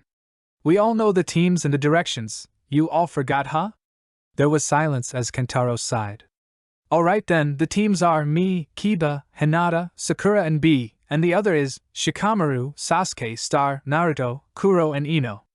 But Ariaku needs a team, so then Ino will be on mine and Ariaku will go on Shikamaru's team. No one objected. Alright, tomorrow after breakfast we will be leaving. With that, Genin were sent off to bed. Just as Star and the rest were going to their room, Kuro morphed into the small crowd. Where have you been? Star asked Kuro. Just out and about, she said smiling. Hey, come on, let's go with the guys, she said, nudging Star. But, come on, she said, pulling on her sleeve. The two girls slipped off to the guy's room. Hey Star, Naruto said happily. I thought Sensei was sharing a room with you guys? Nah, he's 2 rooms down, Kiba said, as he laid on his bed. Kuro smirked. What are you planning? Star asked, seeing her friend's expression. Kuro shrugged. Nothing, she said, going over and sitting on Shikamaru's empty bed. He'll be right back, Naruto said, talking about Shikamaru. Kuro nodded. Star and Naruto stood there awkwardly exchanging glances with each other. Shikamaru walked into the room. Let's go, Kuro said, standing on the bed. Get off that, you break your neck. Kuro jumped down as Shikamaru had told her to.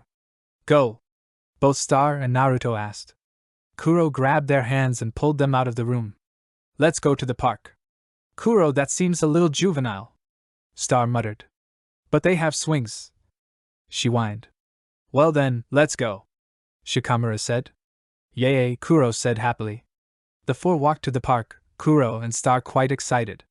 Oh, I love swings, Kuro said happily, running over to the set.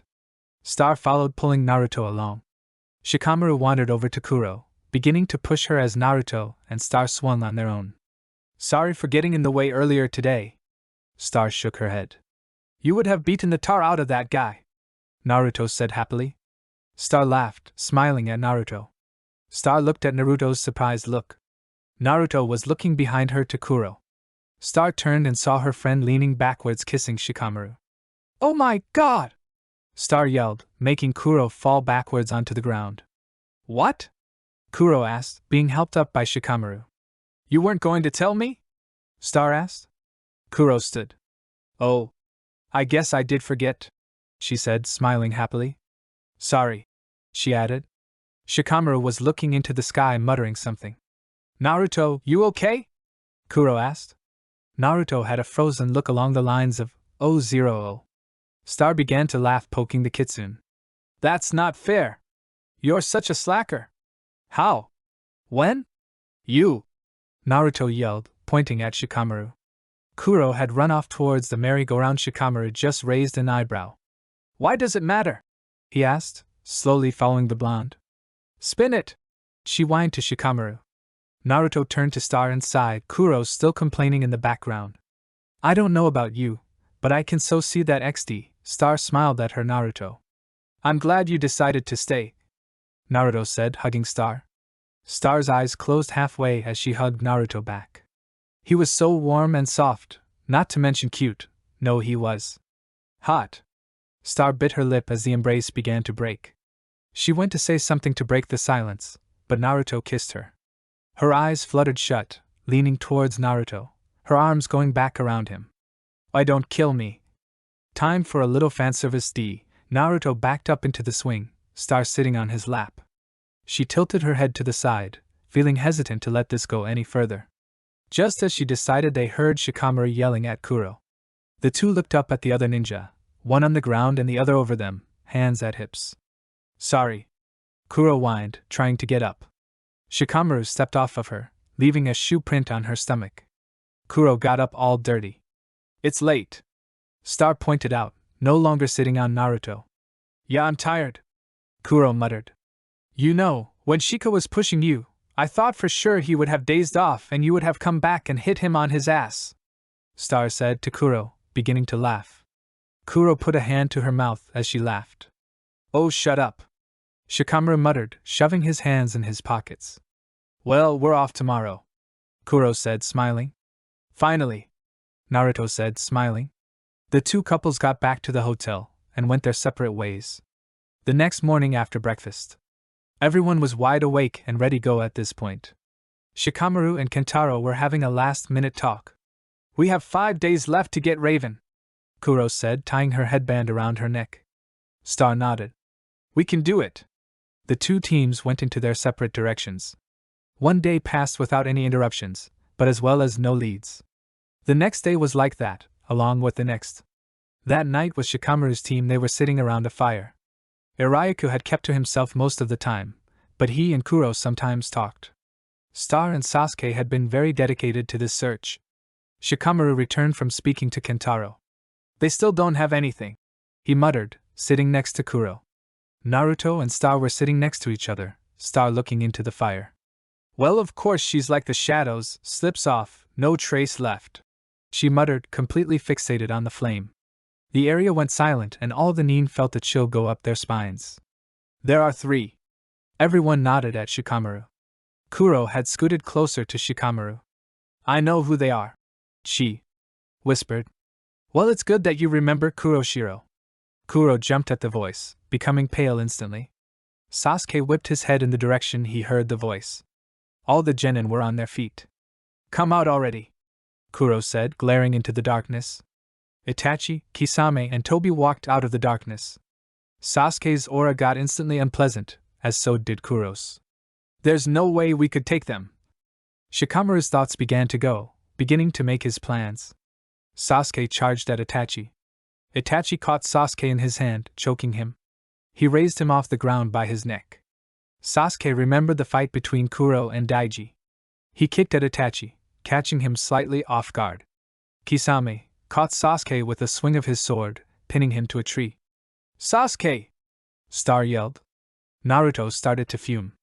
Itachi began to say something to Sasuke, in a low voice so only the two could hear it. Tobi shall get the girl.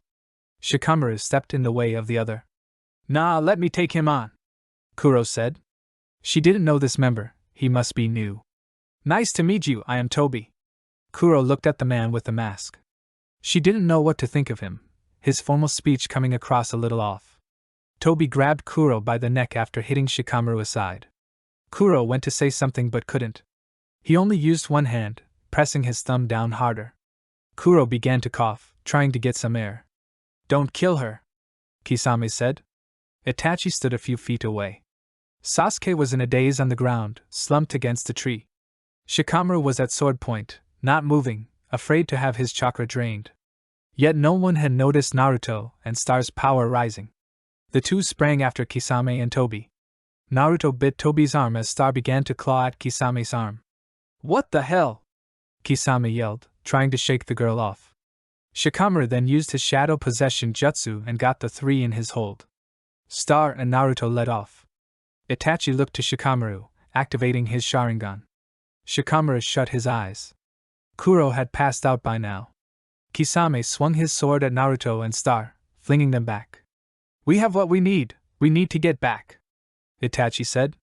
Tobi nodded, tossing Kuro onto his shoulder. The trio left. Irayaku walked into camp and then felt like turning around. He rushed over to Star. Are you okay? He asked. Star sat up and looked at the aftermath of what had happened. Where were you? She shouted to the boy. Someone knocked me out, Irayaku said, looking around. Star sighed, going over to Naruto. Irayaku went towards Shikamaru. Hey! Where did that girl go? He asked. Shikamaru blinked and sat up. Damn it, he muttered, pressing a thumb to a temple. Sasuke! Star yelped, going towards Sasuke. Irayaku went towards the dark-haired boy. Sasuke was in a daze, just sitting there. Shikamaru had to call this in to Kentaro. The next morning, Star was pissed and sad at the same time. We have to return to Konoha. We need Tsunade's help for Sasuke. The genin agreed and they all took off towards the Hidden Leaf village. When they arrived, they went home. Star, though, stayed with Naruto in Sasuke's hospital room. A few more days passed and Sasuke was allowed to leave. Star and Naruto said goodbye to the sour teen. And that was the last they had seen of him. Orochimaru's base. It seems the sound forgot Sasuke, Kabuto reported. Orochimaru laughed, as Rei paused. What? She asked. Sasuke will be joining your training, Orochimaru said, leaving and laughing darkly. But you two will never see each other, Kabuto said to Raven with a mean smirk. Raven glared at him, and then went back to training, hoping he would leave. Kabuto did what she wanted. Raven sighed, beginning to think about the ninja that would be in the same area as her.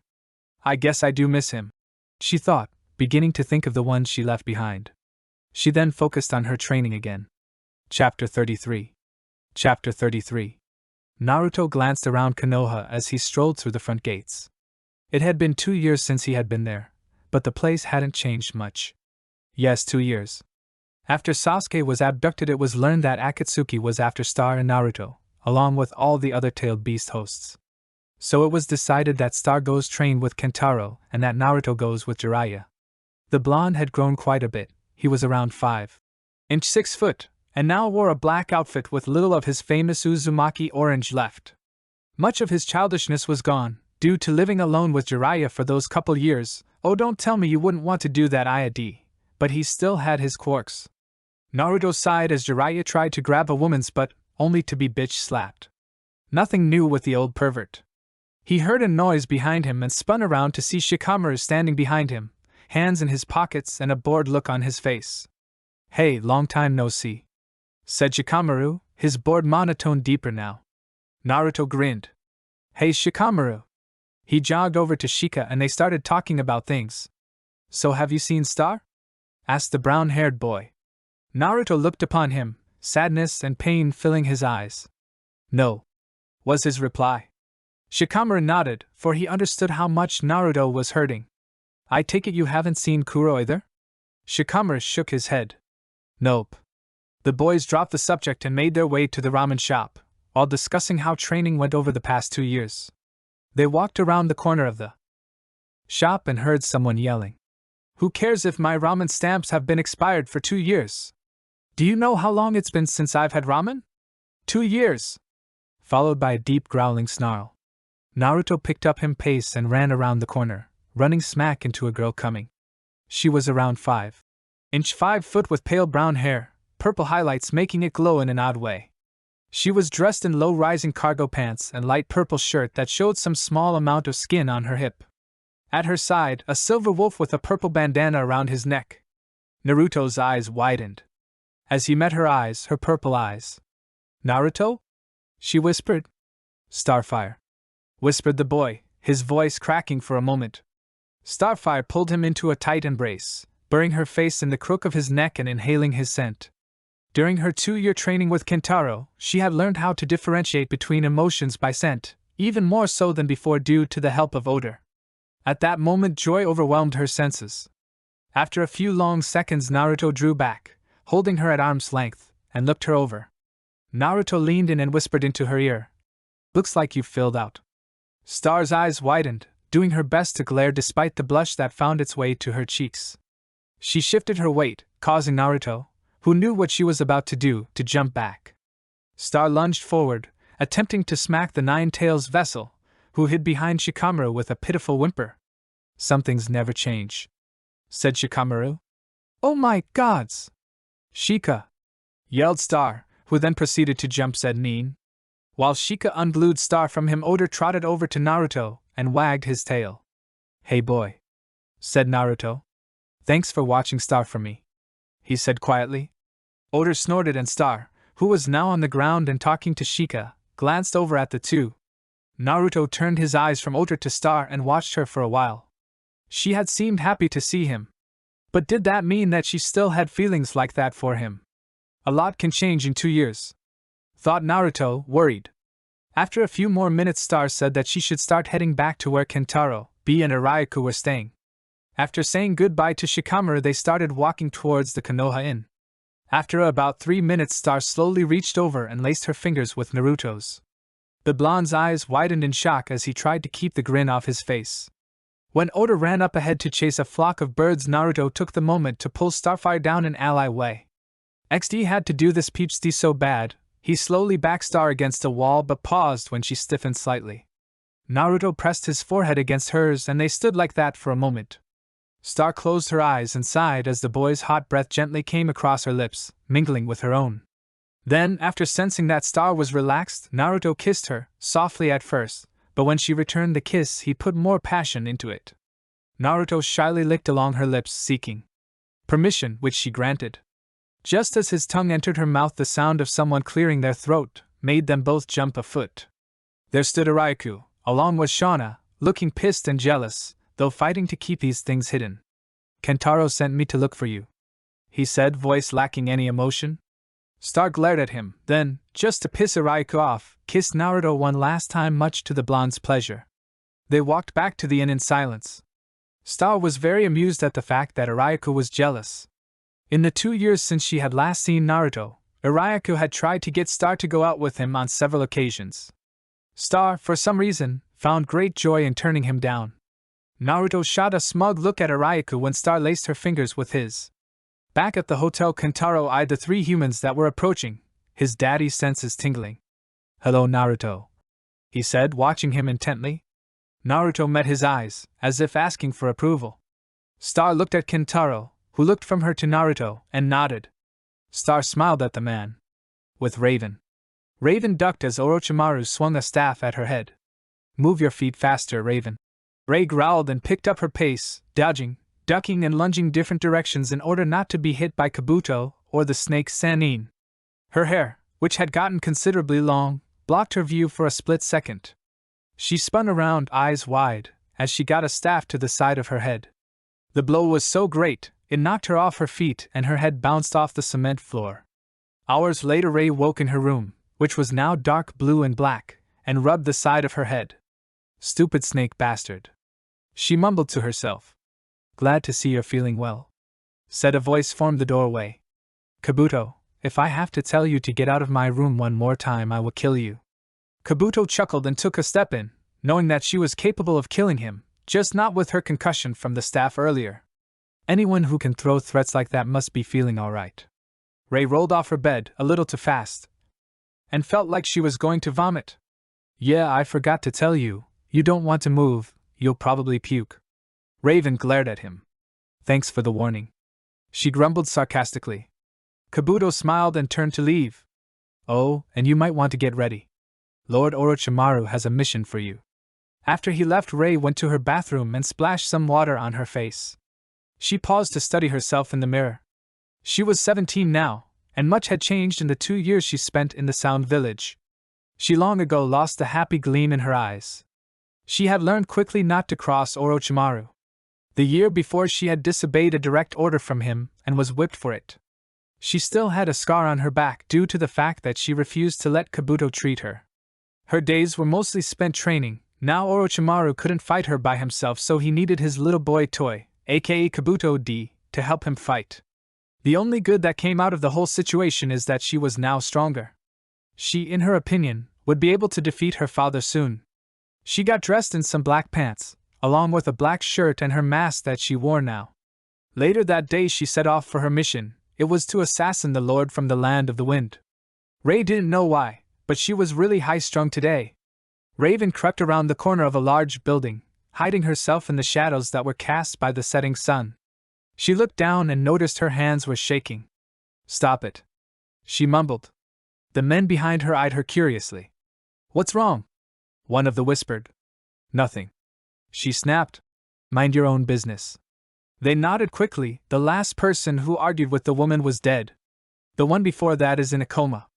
It was true, living in the Sound Village changed Ray. She was a killer now. Not that she liked it, it was just something she did. Ray motioned for the rest of her group to follow. She zipped back and forth, her padded boots making her completely silent. She rolled her eyes when the others started to move, they were so loud she could shoot them in the dark. And kill them instantly. She smiled at the dark thought but kept moving. When she finally found the door, she slipped inside quietly. She wound her way through the hallways. So far they had tracked him miles from where she was supposed to be. Stupid ass, making me chase him to hell and back. She thought, annoyed. She heard voices in the room next to her and opened the door slowly. 3 men stood inside. One of them was Sasuke. Sasuke spun around when he sensed her chakra. Raven? Raven's eyes widened. Sasuke? Star on the roof of the inn, laying across Naruto. She looked up at him and smiled. Oh gods, he's hot. She thought with a small sigh. Naruto was looking up at the moon when Star finally grabbed his collar, pulling him down for a kiss. Just as things started to get interesting, Shikamaru jumped up on the roof. Naruto let out a frustrated sigh, causing Star to giggle. Jiraiya found Kuro, said Shikamaru, slightly out of breath. Star's heart skipped a beat. What? She said, not believing what she was hearing. Jiraiya found Kuro. Star jumped up, followed by Naruto, and ran after Shika. Later that night, Shika sat in the hospital, waiting for Kuro to wake up. She looked in bad shape, but beautiful nonetheless. Please be okay, he whispered softly. Shika fell asleep soon after. It was around 10 at night when Kuro stirred. Shika sat up and looked down at her. Hey, you feeling better? Kuro sat up and brushed some stray hairs from her face. I've been better. Shika smiled. I missed you, mumbled Kuro, looking away for a moment. Shika leaned over and gently turned her head, so that she was looking at him. I miss you too, he said gently. Then he leaned in and kissed her. Kuro leaned into the kiss as Shikamaru slid his lounge across her lips. As his tongue entered her mouth, Kuro moaned quietly, causing Shika to smirk into the kiss. A moment later, Kuro felt his hand slide up her shirt. She pulled back and grinned. And just where do you think you're going with this? She asked with mock shock. He that rhymed D. Shika pondered this and replied, as far as I can? Kuro laughed. I like that idea. But we are in a hospital, and I don't feel that great. I figured as much. Shika got up to leave and Kuro's eyes got wide. So that's it? You're gonna leave? Shika laughed. I just need something to eat. You want ramen? Kuro grinned. Do you bet? Chapter 34. Chapter 34. Ray stood in the doorway shocked for a few seconds, and then she shook her head. The room went dark there, 2 thuds one after another. The room lit up again. Sasuke stood in the middle of the room, and he looked around him. The Lord of the Land of the Wind was face down on the desk with blood slowly coming out of his ears. This partner was also lying on the ground with the same symptoms. I'm glad I didn't like him, Sasuke thought to himself. An Akatsuki member, that's a first, said Raven as she walked up to the fallen Akatsuki and turned his head with her 2 fingers. I don't even recognize him. That's 'cause he's a dropout, said Sasuke. I didn't think that was possible. Ray stood up and turned to Sasuke. She smirked. On the inside she was still taller than him. Long time no see, she said with a smile. Ma'am, we need to head back, said one of the members of her team. Her eyes flashed a glare. She gave her team the signal to move out. Pulling her mask a bit, she leaned down and brushing her lips against Sasuke's lips. She leaped to the window, then looked back one more time, then smiled, pulling the mask back over her face and waved goodbye. With Kuro. Kuro quickly got dressed. Shikamaru was taking her out for ramen in the hospital cafeteria. She was glad to be out of her room and to have something other than hospital food.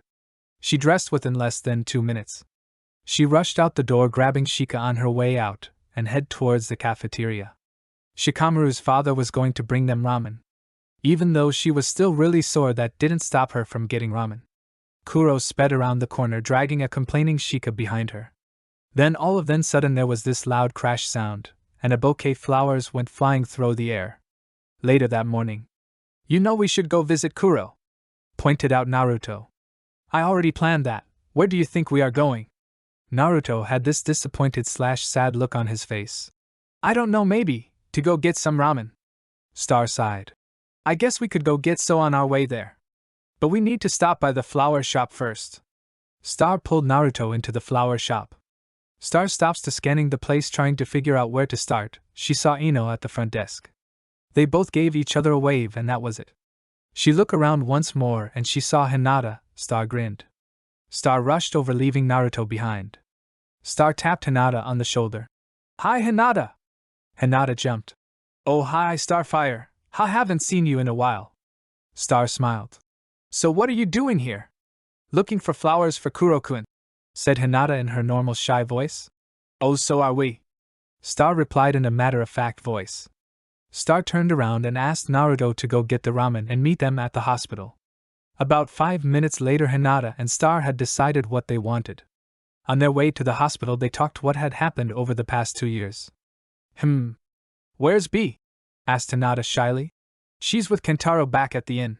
When they were finally at the hospital, Star decided to wait outside for Naruto. Hinata walked up the stairs wondering what to say to Kuro. She headed towards the nurse's station. She heard Shiwon coming around the corner.